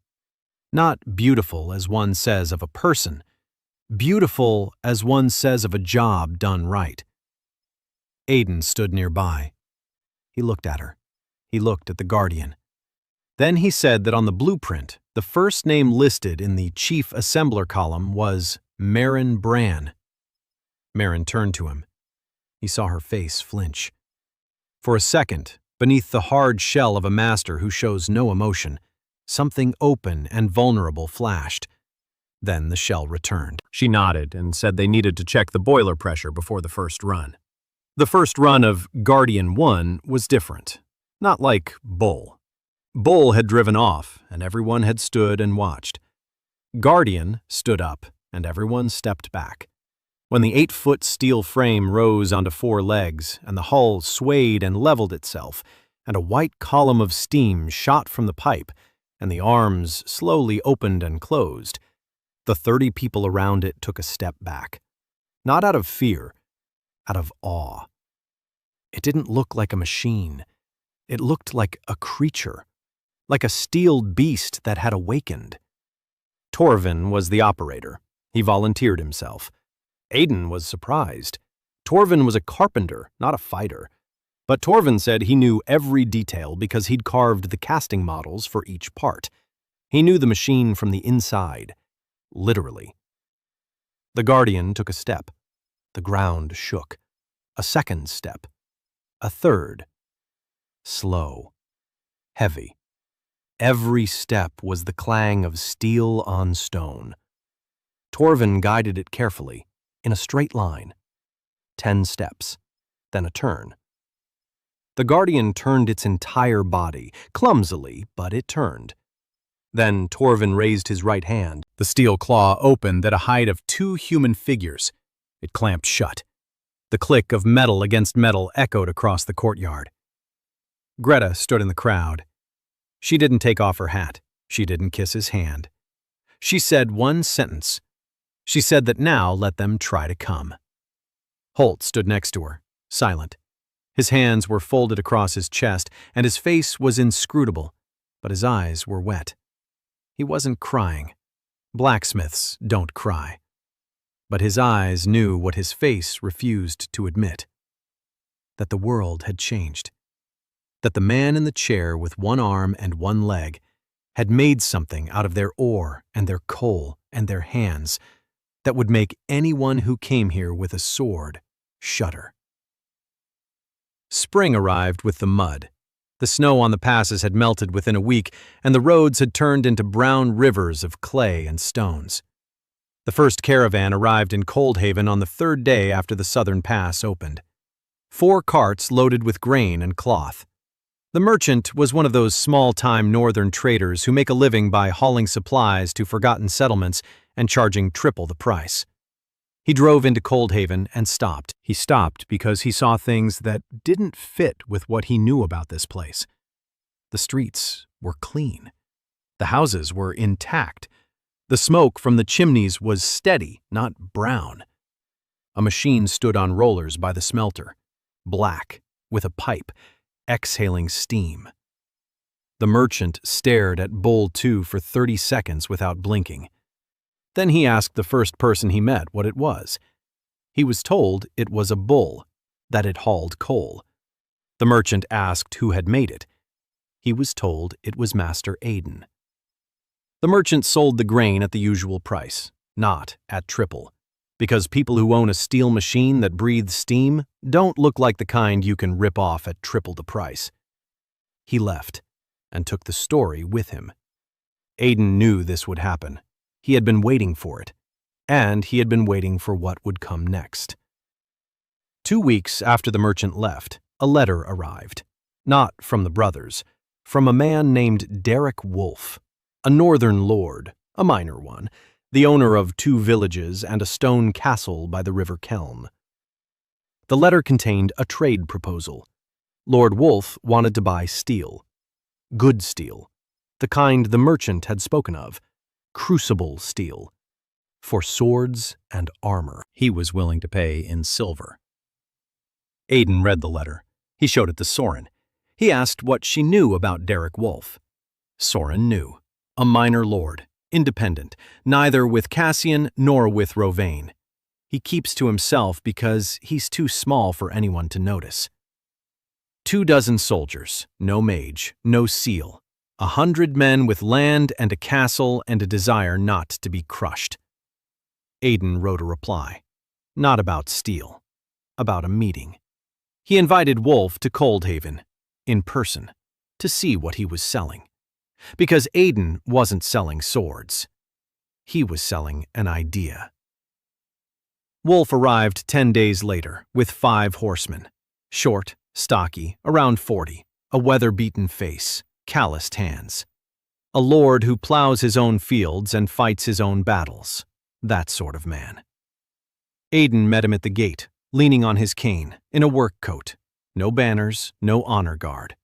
With Marin on his right and Soren on his left. Wolfe dismounted. He looked at Aiden, at the cane, at his hand, at the oil-stained coat. Then he looked behind him and saw Guard 1. 8 steel figures stood at the entrance to the smelter, motionless, silent. Steam curled from the chimney because Torvin was keeping the boiler warm. Wolfe stood and watched for a long time. His horsemen watched too. One of them put his hand on his sword, reflexively. Soren noticed the movement and shifted her body slightly, just a little, enough for the horseman to see it and take his hand away. Aiden offered Wolfe a tour. Wolfe agreed. They walked through Coldhaven for 2 hours. The smelter, the coke ovens, Torvin's model shop, Leon's pharmacy, Agna's warehouses, the mine where Bull 1 worked, the workshop where Marin assembled Bull 3. Aiden didn't brag. He didn't show off. He just pointed things out. Like an engineer showing a factory to an investor. Facts, capacities, results. Wolfe was silent almost the entire time. He asked 4 questions.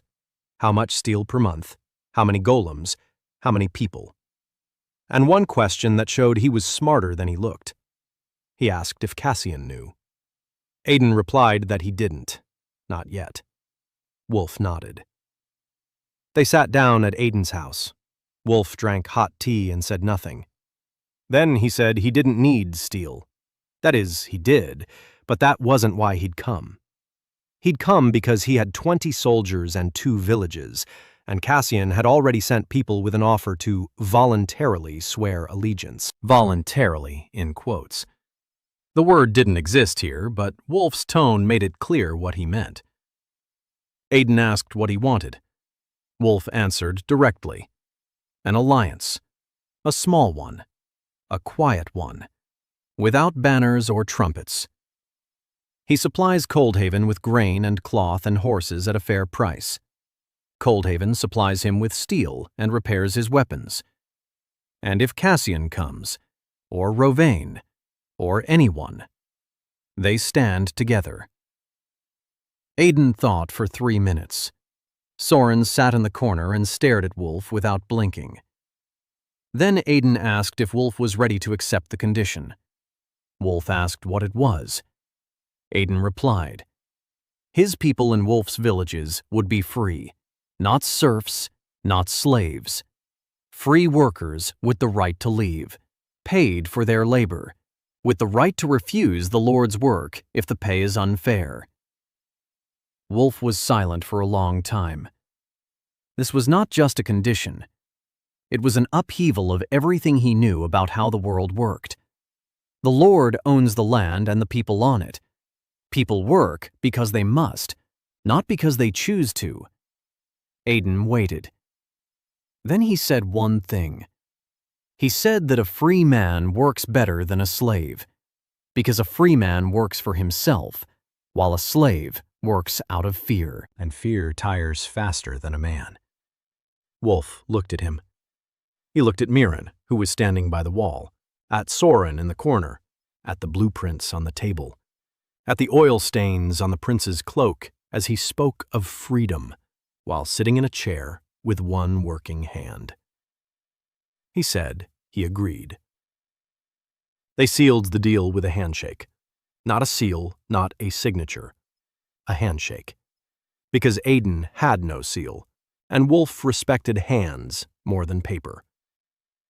Wolf left. A month later, the first convoy arrived. Grain, horses, 3 barrels of wine that Wolf had sent personally with a note reading, "For a New World." Aidan read the note and put it away. Grandiose, but sincere.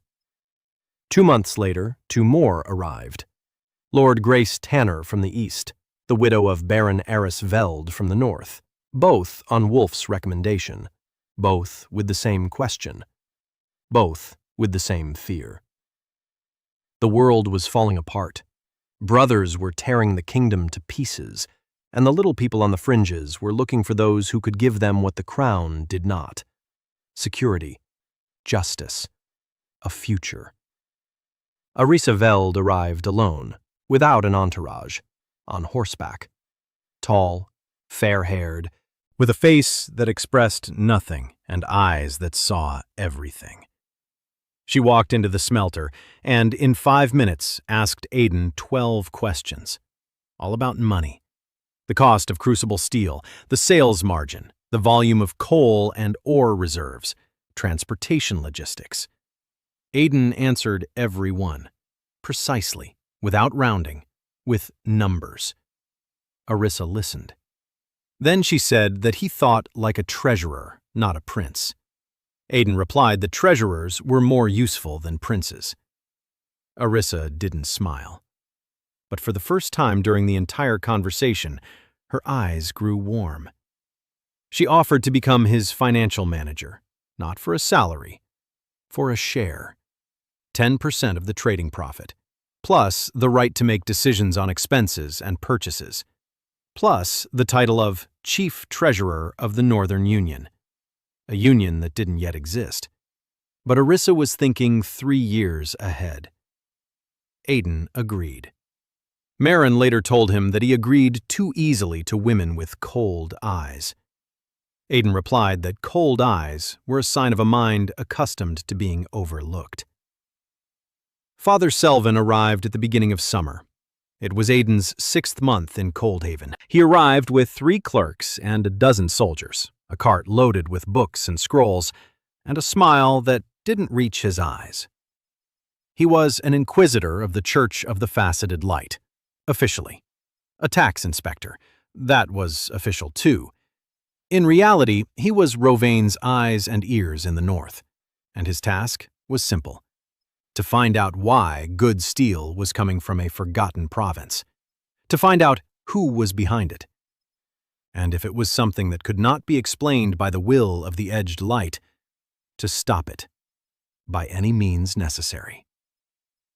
Selvin was short, round-faced, with soft hands and a soft voice and sharp eyes that noticed everything. He entered Coldhaven, and within the first hour saw what an ordinary person wouldn't see in a week. Clean streets, insulated houses, a steam engine at the smelter, a sign, Master Lien So's Pharmacy, above the door of the first aid station. And people. People who walked without slouching, who didn't look at the ground, who didn't flinch at a man dressed as a priest. That last thing alarmed him the most.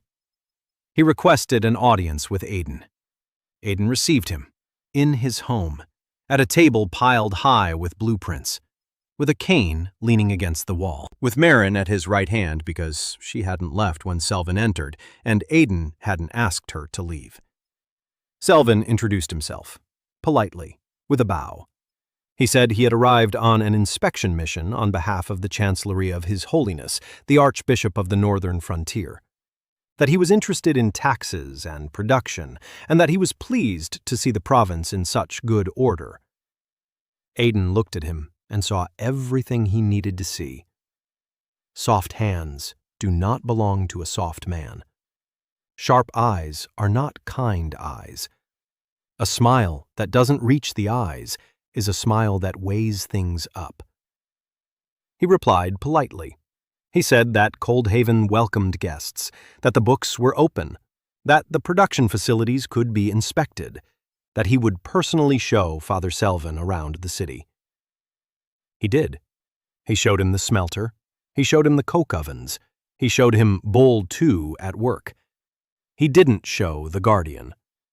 Guardian 1 stood in a locked shed on the outskirts, not because Aiden was hiding it, because Soren, the night before Selvin's arrival, had said that showing a combat vehicle to an Inquisitor was like showing a knife to a man who'd come to check whether you were planning to.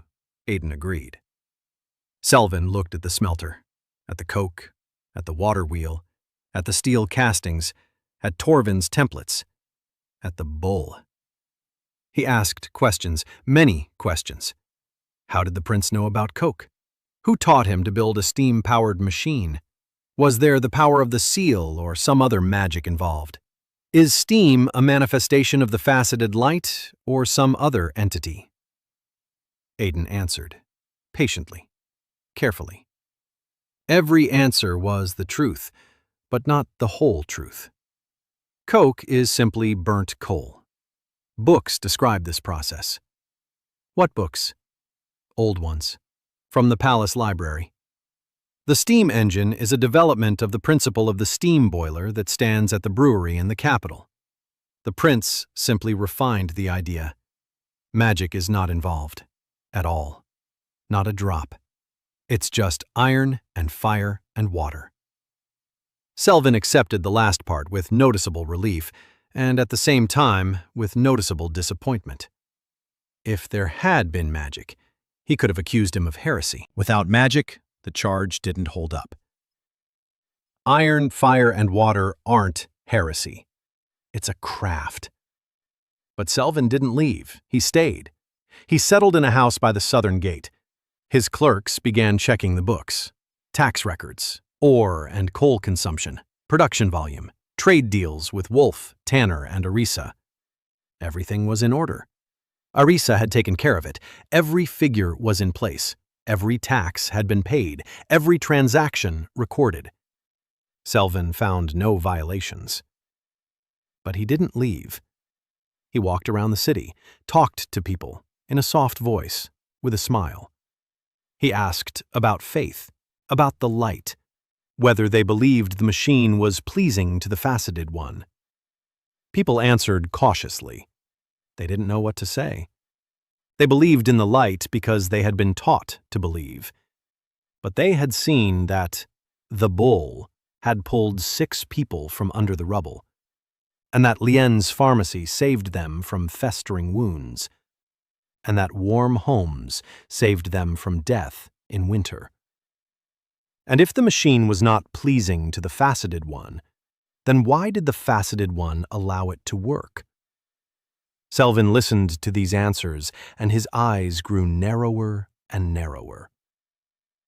Caitlin Orr. She was among his scribes, petite, red-haired, wearing glasses made of mountain crystal. She wrote down numbers and looked around with eyes that took everything in. During Selvin's 3rd week there, she came to Aiden at night, alone, quietly. She knocked 3 times. He opened the door. She stood in the doorway, pale and determined. In her hands were 3 sheets of parchment rolled into tubes. She said she knew about Yolanta. Aiden froze. Yolanta. A name he had heard twice, in fragments of his body's memory. A woman burned for heresy 200 years ago. Something about steel men powered by steam. Caitlin spoke quickly, quietly, glancing back at the door. She said that Yolanta's diaries were kept in the church's forbidden library, encrypted. The church considers them proof of heresy. But Caitlin had read 3 pages. She found them by chance in an archive she had cataloged 2 years ago, and she realized it wasn't heresy. They were blueprints, schematics, calculations, written by a woman who knew things she wasn't supposed to know. Like Aiden. She handed him 3 sheets, copies, transcribed by her own hand, in small, neat handwriting.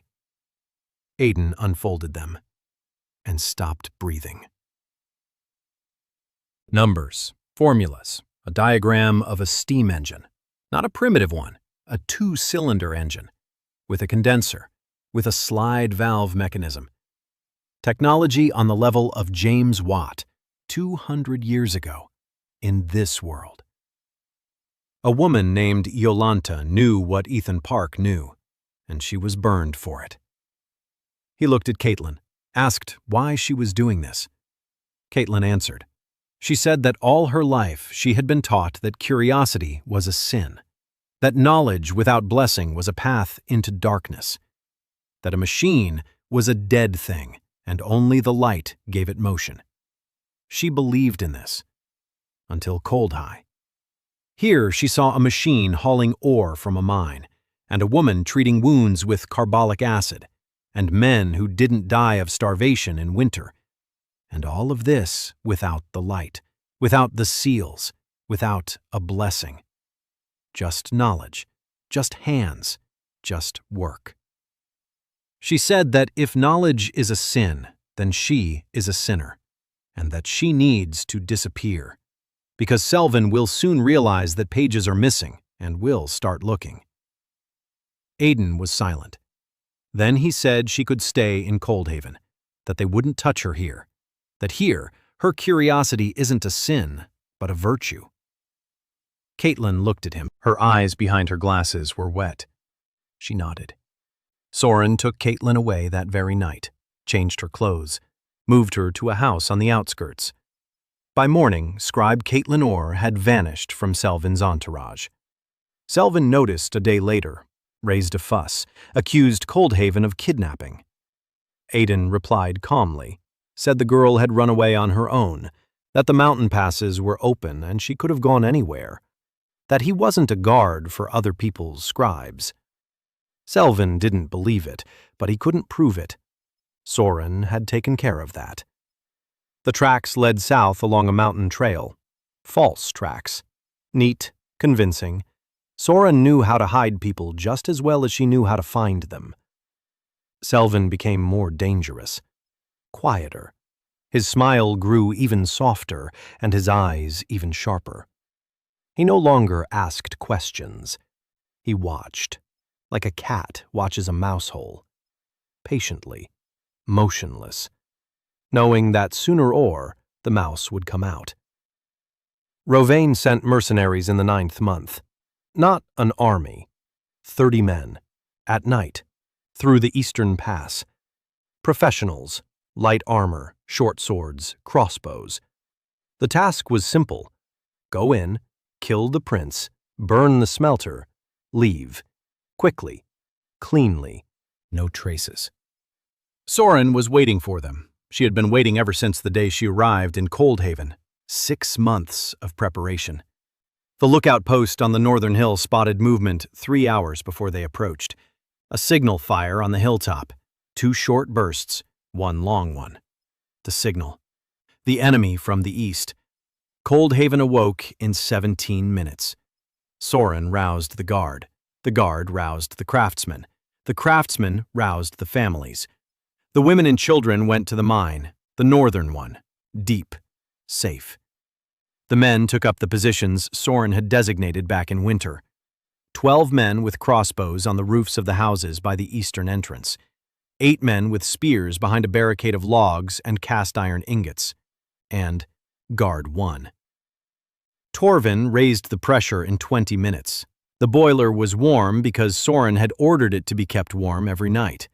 Coke consumption. Who cares? Life is more valuable than Coke.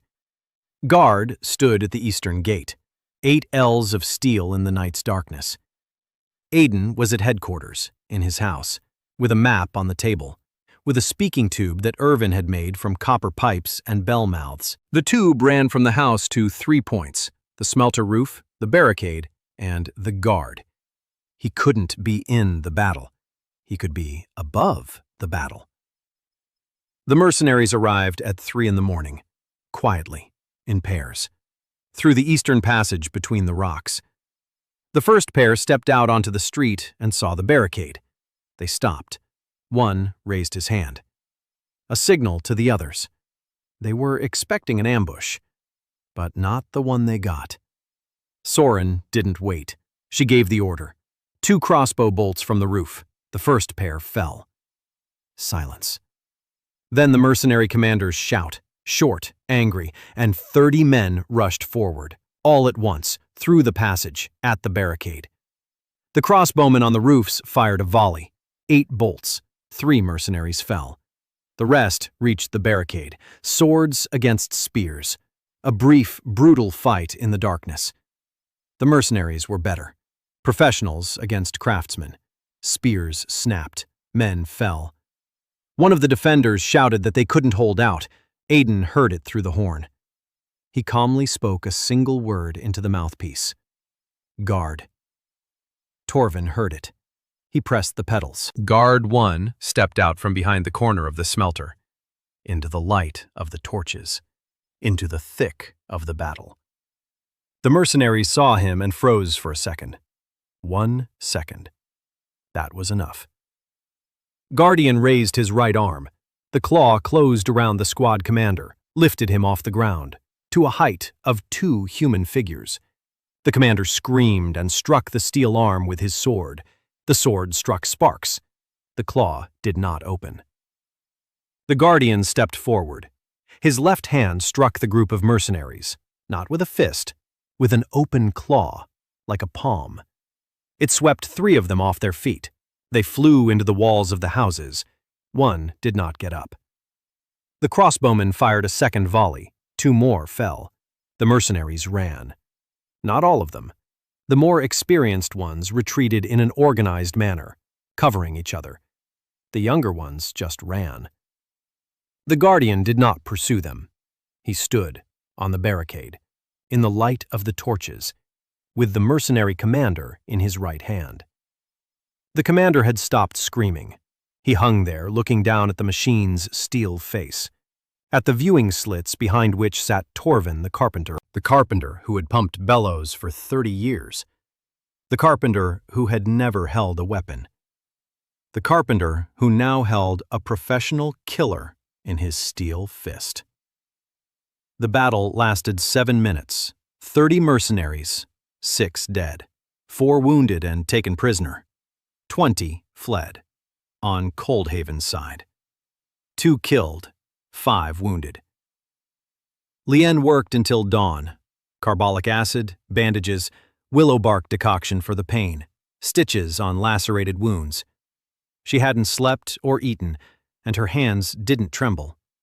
She was stitching a cut on Holt Brand's thigh, and her hands were as steady as when she sniffed ore samples. Holt lay silent, stared at the ceiling, then said quietly that the knife Aiden had bent 6 months ago had cost 2 lives. Not the knife, what followed it. Leanne didn't answer. She stitched. Aiden sat in headquarters, alone. Maren came in at dawn. She was covered in blood, not her own. She stood on the barricade with a spear. She didn't know how to fight, but she stood her ground, because this is her city. She sat down across from Aiden, in silence, for a long time. Then she said they would come again, more of them, stronger, with mages, with an army. That 30 mercenaries was a test, a trial balloon. Rovain wanted to find out what was here. Now he knows, and next time he'll come himself. Aiden nodded. He knew. From that day on, Coldhaven lived to a different rhythm. not peaceful, not warlike, a rhythm of preparation. Aiden ramped up production to full capacity. Bull 3, Bull 4, Guard 2, Guard 3. A new machine every week, standard parts, interchangeable components. Marin managed the assembly line. 4 teams of 5 people, each team on its own task. The first made the rollers, the second made frames, the third made boilers, the fourth assembled them. A conveyor belt, primitive, manual, but it worked. Soren trained people, not craftsmen, fighters, from craftsmen. A blacksmith who can forge for 10 hours can hold a spear for 3. A miner who carries ore on his back can wear armor. A blacksmith who isn't afraid of fire isn't afraid of battle. She didn't turn them into soldiers. She turned them into people who wouldn't run. Leon brewed chemical shells, clay pots filled with black powder and iron scraps. Primitive, dangerous, but effective. Smoke grenades made from a mixture of sulfur and coal dust. Incendiary mixtures based on tar and saltpeter. She worked with them carefully, with wet rags on her face, with buckets of water nearby. Aiden stood behind her and checked every proportion. Caitlin was translating Yolanta's diaries. 3 pages turned out to be the key. Not to the whole diary, to the cipher. Yolanta used a simple substitution cipher with a keyword. Caitlin figured out the keyword in a week. The word was steam locomotive. Not in the local language, in a language that didn't exist here. Caitlin didn't know that word. Aiden did. Steam locomotive. A Russian word. Yolanta knew Russian. Whoever she was in her past life, she wasn't from Korea or America. She was from somewhere else. And she was here 200 years ago. And she was burned at the stake.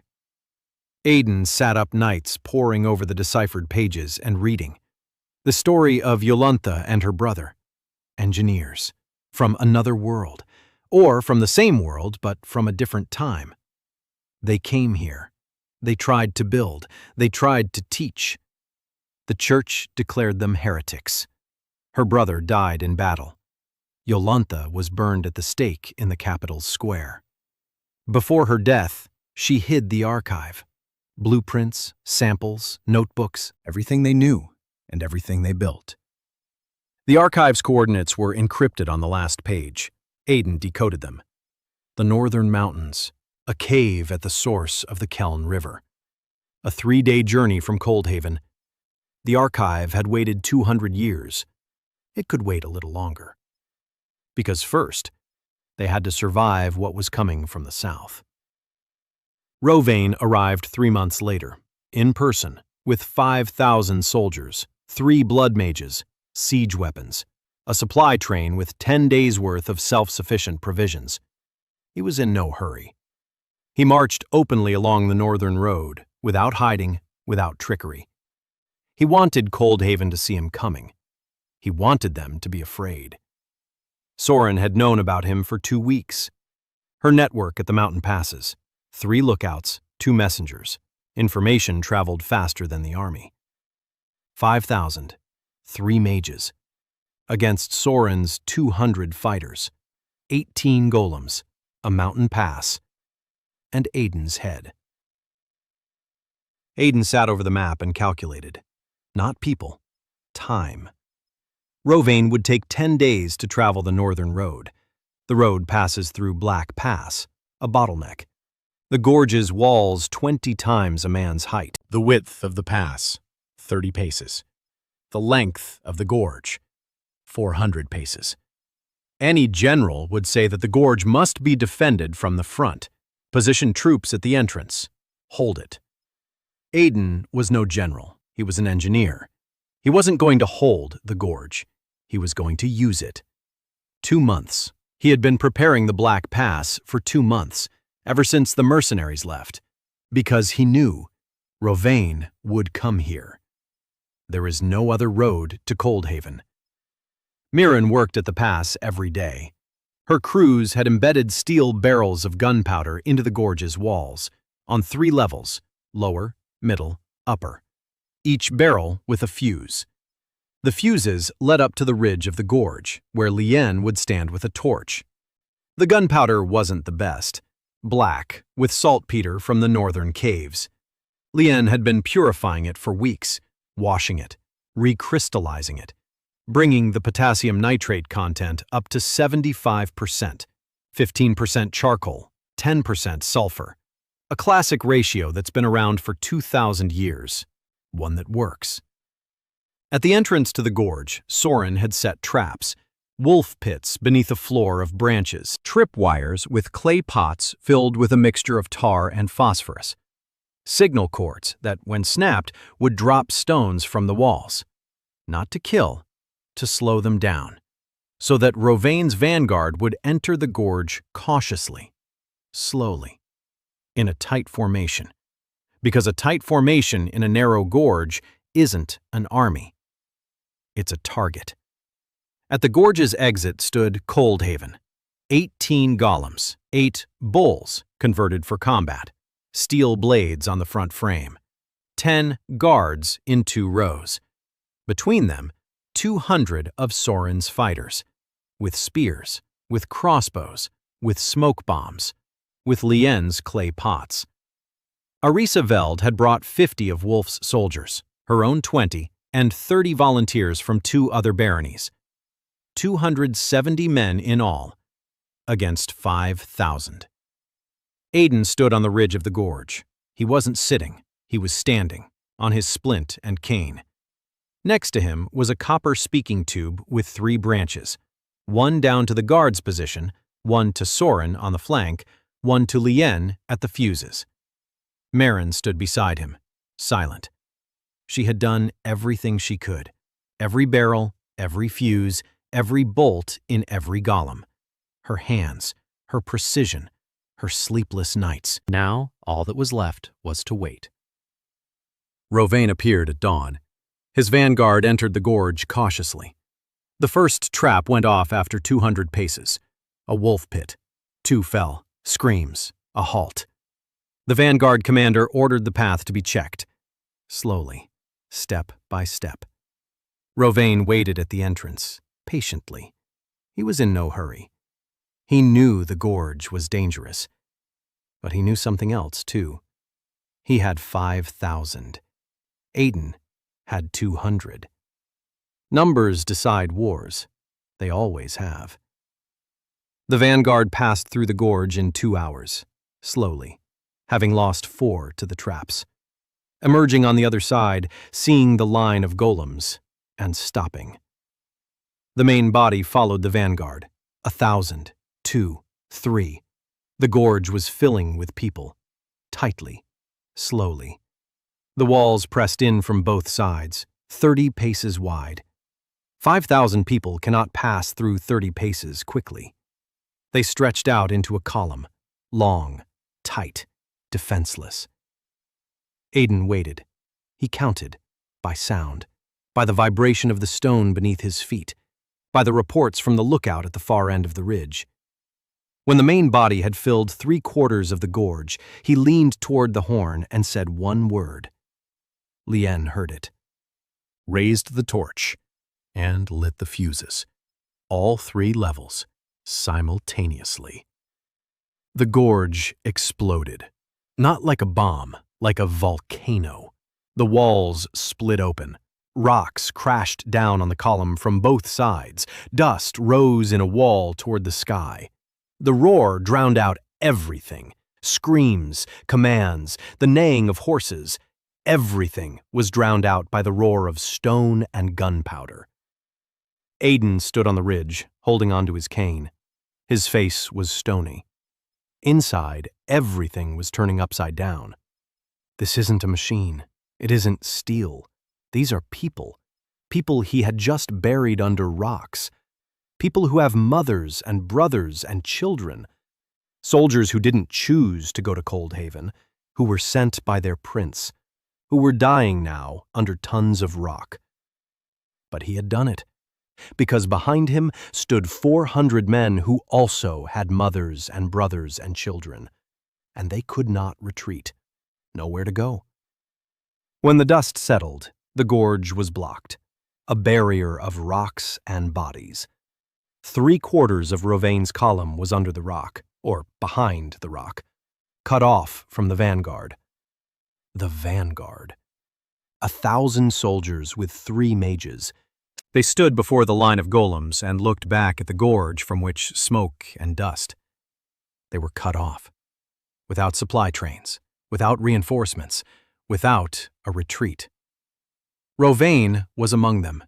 He had marched with the vanguard, first, at the front, as befits a prince bearing the blood seal. He stood and looked at the gorge, at the wall of stone that cut him off from the army. Then he turned and looked at the line of guardians. 10 steel figures, 8 cubits tall each, with claws and a sword. Between them, men with spears and crossbows. And somewhere among them, his younger brother. A cripple, in a chair, with 1 arm. Rovaine did what was expected of him. He activated the blood seal. His eyes filled with red. The veins in his neck bulged. He screamed, and his soldiers screamed with him. Berserkers. 3 minutes of absolute power. 3 minutes of fury. They surged forward. 1,000 berserkers against 10 golems. Soren gave the order. Smoke grenades, dozens of them. A wall of yellow smoke made of sulfur and coal between the berserkers and the golems. The smoke blinded them. 3 minutes. The blood mages couldn't see their targets. The berserkers ran blindly. They stumbled into the guardians. They struck steel with their swords. Swords broke, claws grabbed, bodies flew. 3 minutes. The guardians stood their ground.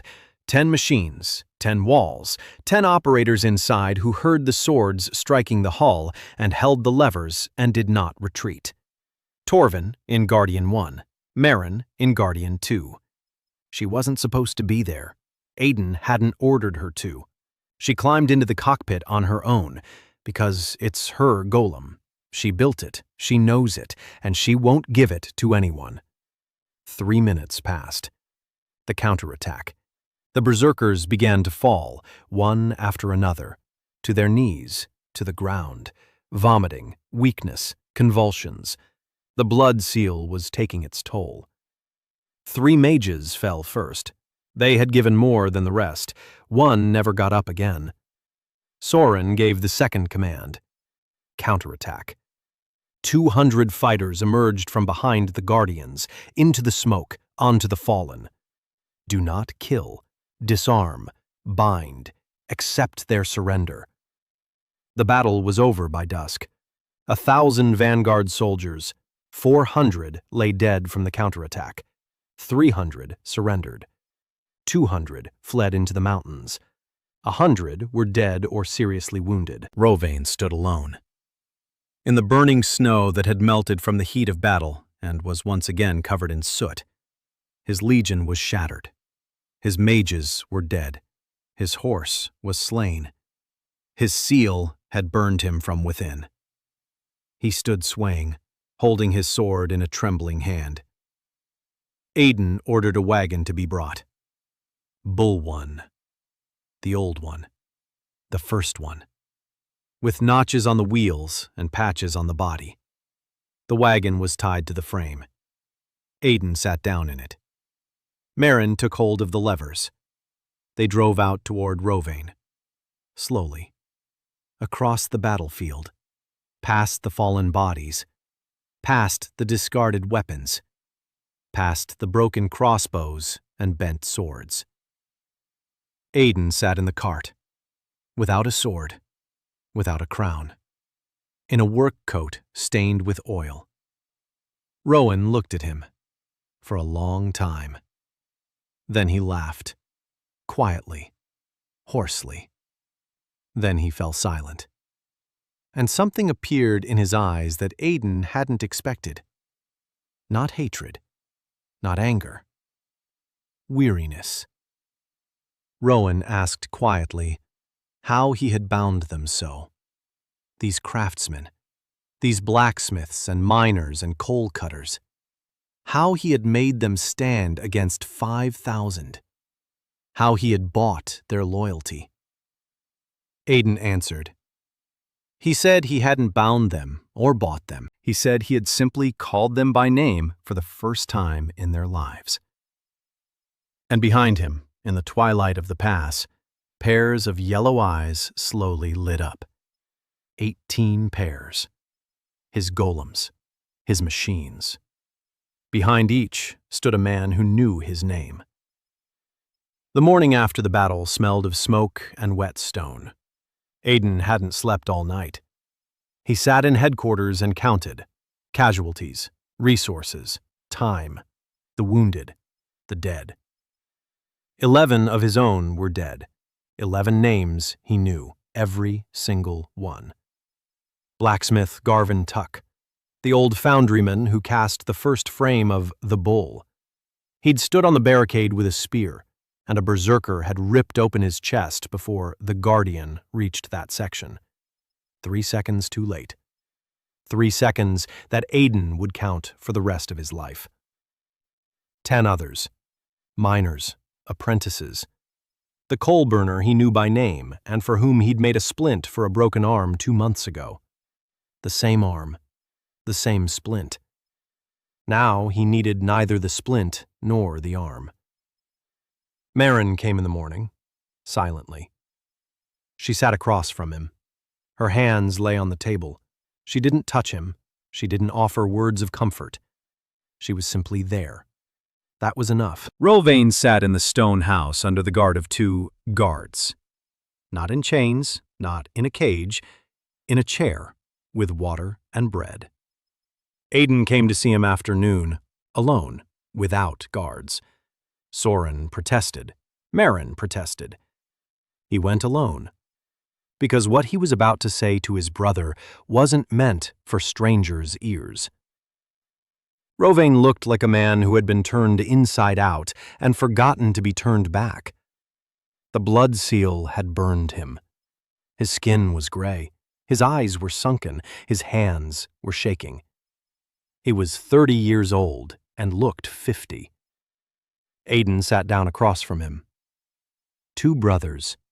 One broken from birth in this world, the other broken by his own power. Rovane spoke first. He said that Aiden didn't look like the boy he remembered from the palace. That one had been quiet and frightened. This one was quiet, but not frightened. Aiden replied that he wasn't that boy. Rovane asked who he was then. Aiden paused. Then he replied that he was a man who wanted no child in this world ever sent to the mines again. That no healer should be hanged for healing people. That no prince should be able to send 5,000 men to their deaths just so that one cripple wouldn't have to build a furnace in a forgotten city. Rovane listened. Then he asked what Aiden wanted from him. Aiden said nothing. He wasn't going to kill his brother. He wasn't going to hold him captive. He wanted Rovane to see, with his own eyes, what was happening in Coldhaven. And then he left, to go wherever he wanted.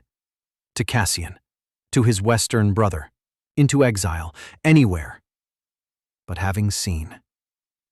Rowan looked at him with the expression of a man who doesn't understand the rules of the game being played with him. Because no one lets a defeated enemy go. No one. Ever. It's not a rule.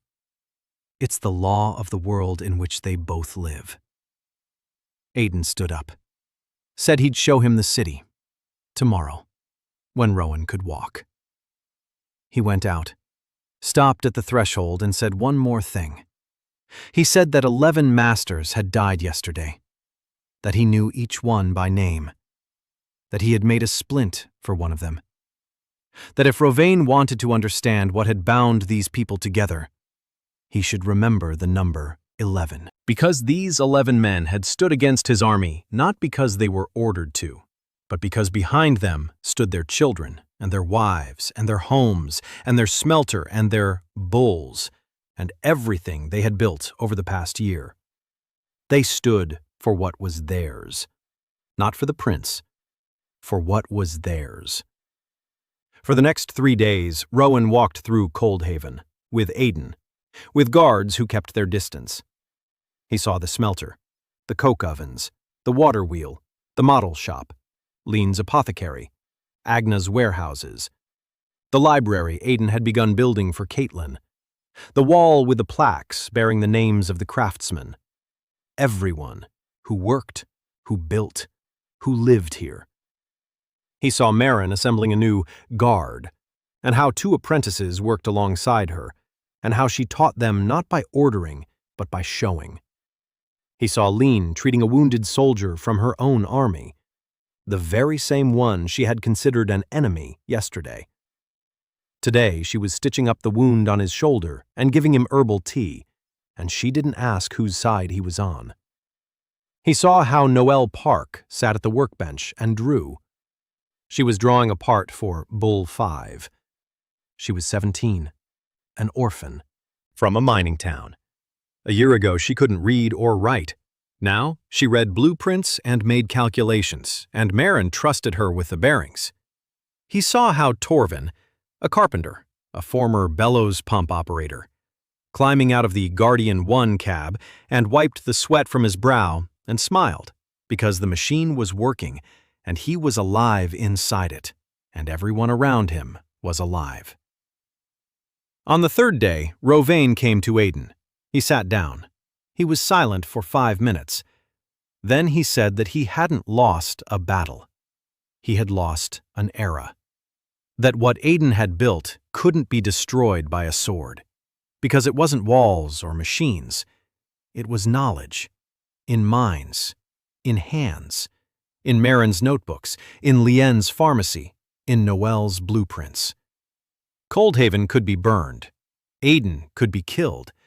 But the knowledge is already out there. You can't shove it back in. Aidan nodded. Rowan asked what was next. Aidan answered. Next is the South.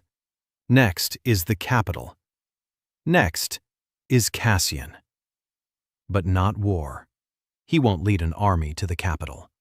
He'll lead an idea. Standardization. Free labor. The blueprint. The machine.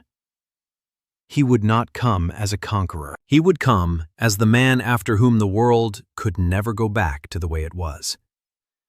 Rovain was silent. Then he asked if Aidan wanted the throne.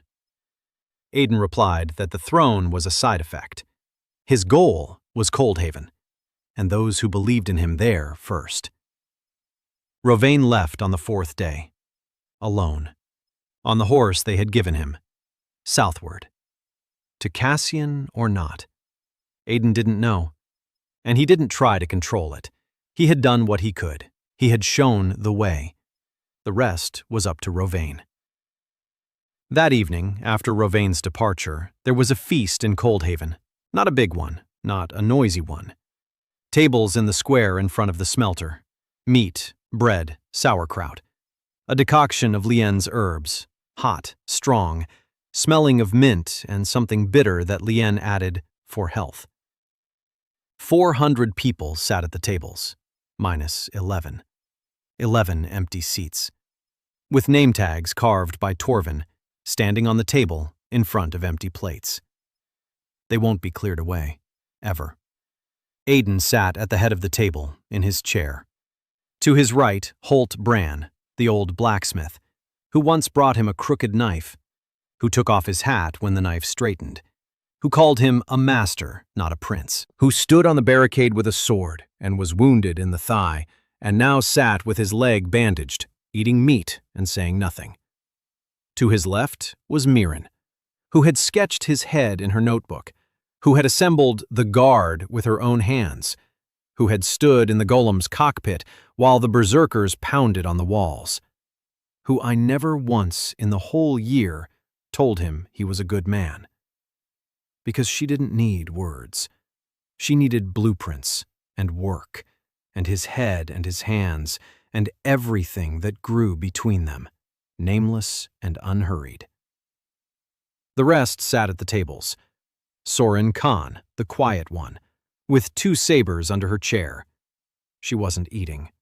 She was watching. She was always watching. But today there was something new in her eyes. Calm. For the first time, she was guarding a place worth guarding. Lien So. She was drinking her herbal tea and telling Caitlin about the properties of mint, and Caitlin was writing in her notebook and adjusting her glasses and arguing about terminology. Arisa Veld. She sat next to Wolf, and they quietly discussed copper shipments for the next quarter, and it was the most romantic conversation Arisa had had in the last 5 years. Noelle Park. She sat next to Marin. Quiet. With a drawing rolled up on her lap. She'd brought it to show Aiden, but was too shy. Marin noticed, took the drawing, unrolled it, looked at it, and passed it to Aiden. It was a drawing of the Bull 6, drawn by Noelle, all on her own, with an improvement Aiden hadn't anticipated. A double spring on the front rollers for shock absorption on rough roads. Simple, elegant, just right. Aiden looked at the drawing, then at Noelle. She didn't look up, she stared at her hands. She waited, just as she had once waited, standing in the doorway with a jug of water. He said the drawing was good, that the spring solved a problem he'd been thinking about for a month and couldn't solve, that the name Noelle Park would be listed first in the designer column for this car. Noelle looked up. Her eyes were wet. She didn't cry, not here, not in front of everyone, but her eyes said what she couldn't say. That she was no longer an orphan. That she had a place, not a home, a place. In the blueprint, in the machine, in the world being built around her. Greta stood up, an old miner, with black hands and clear eyes. She raised a mug of herbal tea. Everyone fell silent. She said she had a grandson, born a week ago, and that she and her daughter-in-law wanted to name him Aiden, if he'd allow it. Silence.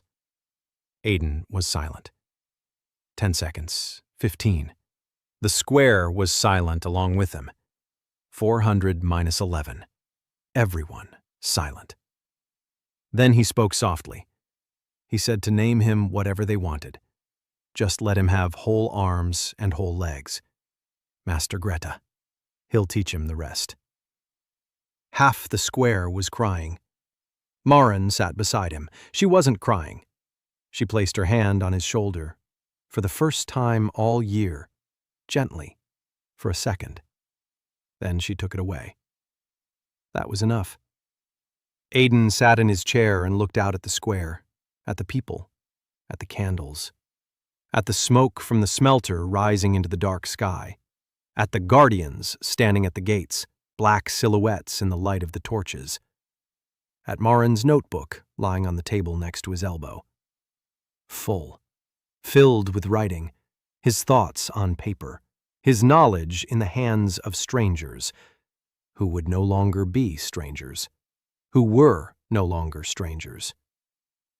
He thought of his mother, of the apartment in Seoul, of the test tube on the passenger seat, of the bridge, about the darkness, about why him specifically, and why here specifically. He didn't know the answer. Not yet. Yolanta's archive awaited in the northern mountains, a 3-day journey, blueprints and notebooks, and perhaps the answer. But that was for later, tomorrow, or in a week, or in a month.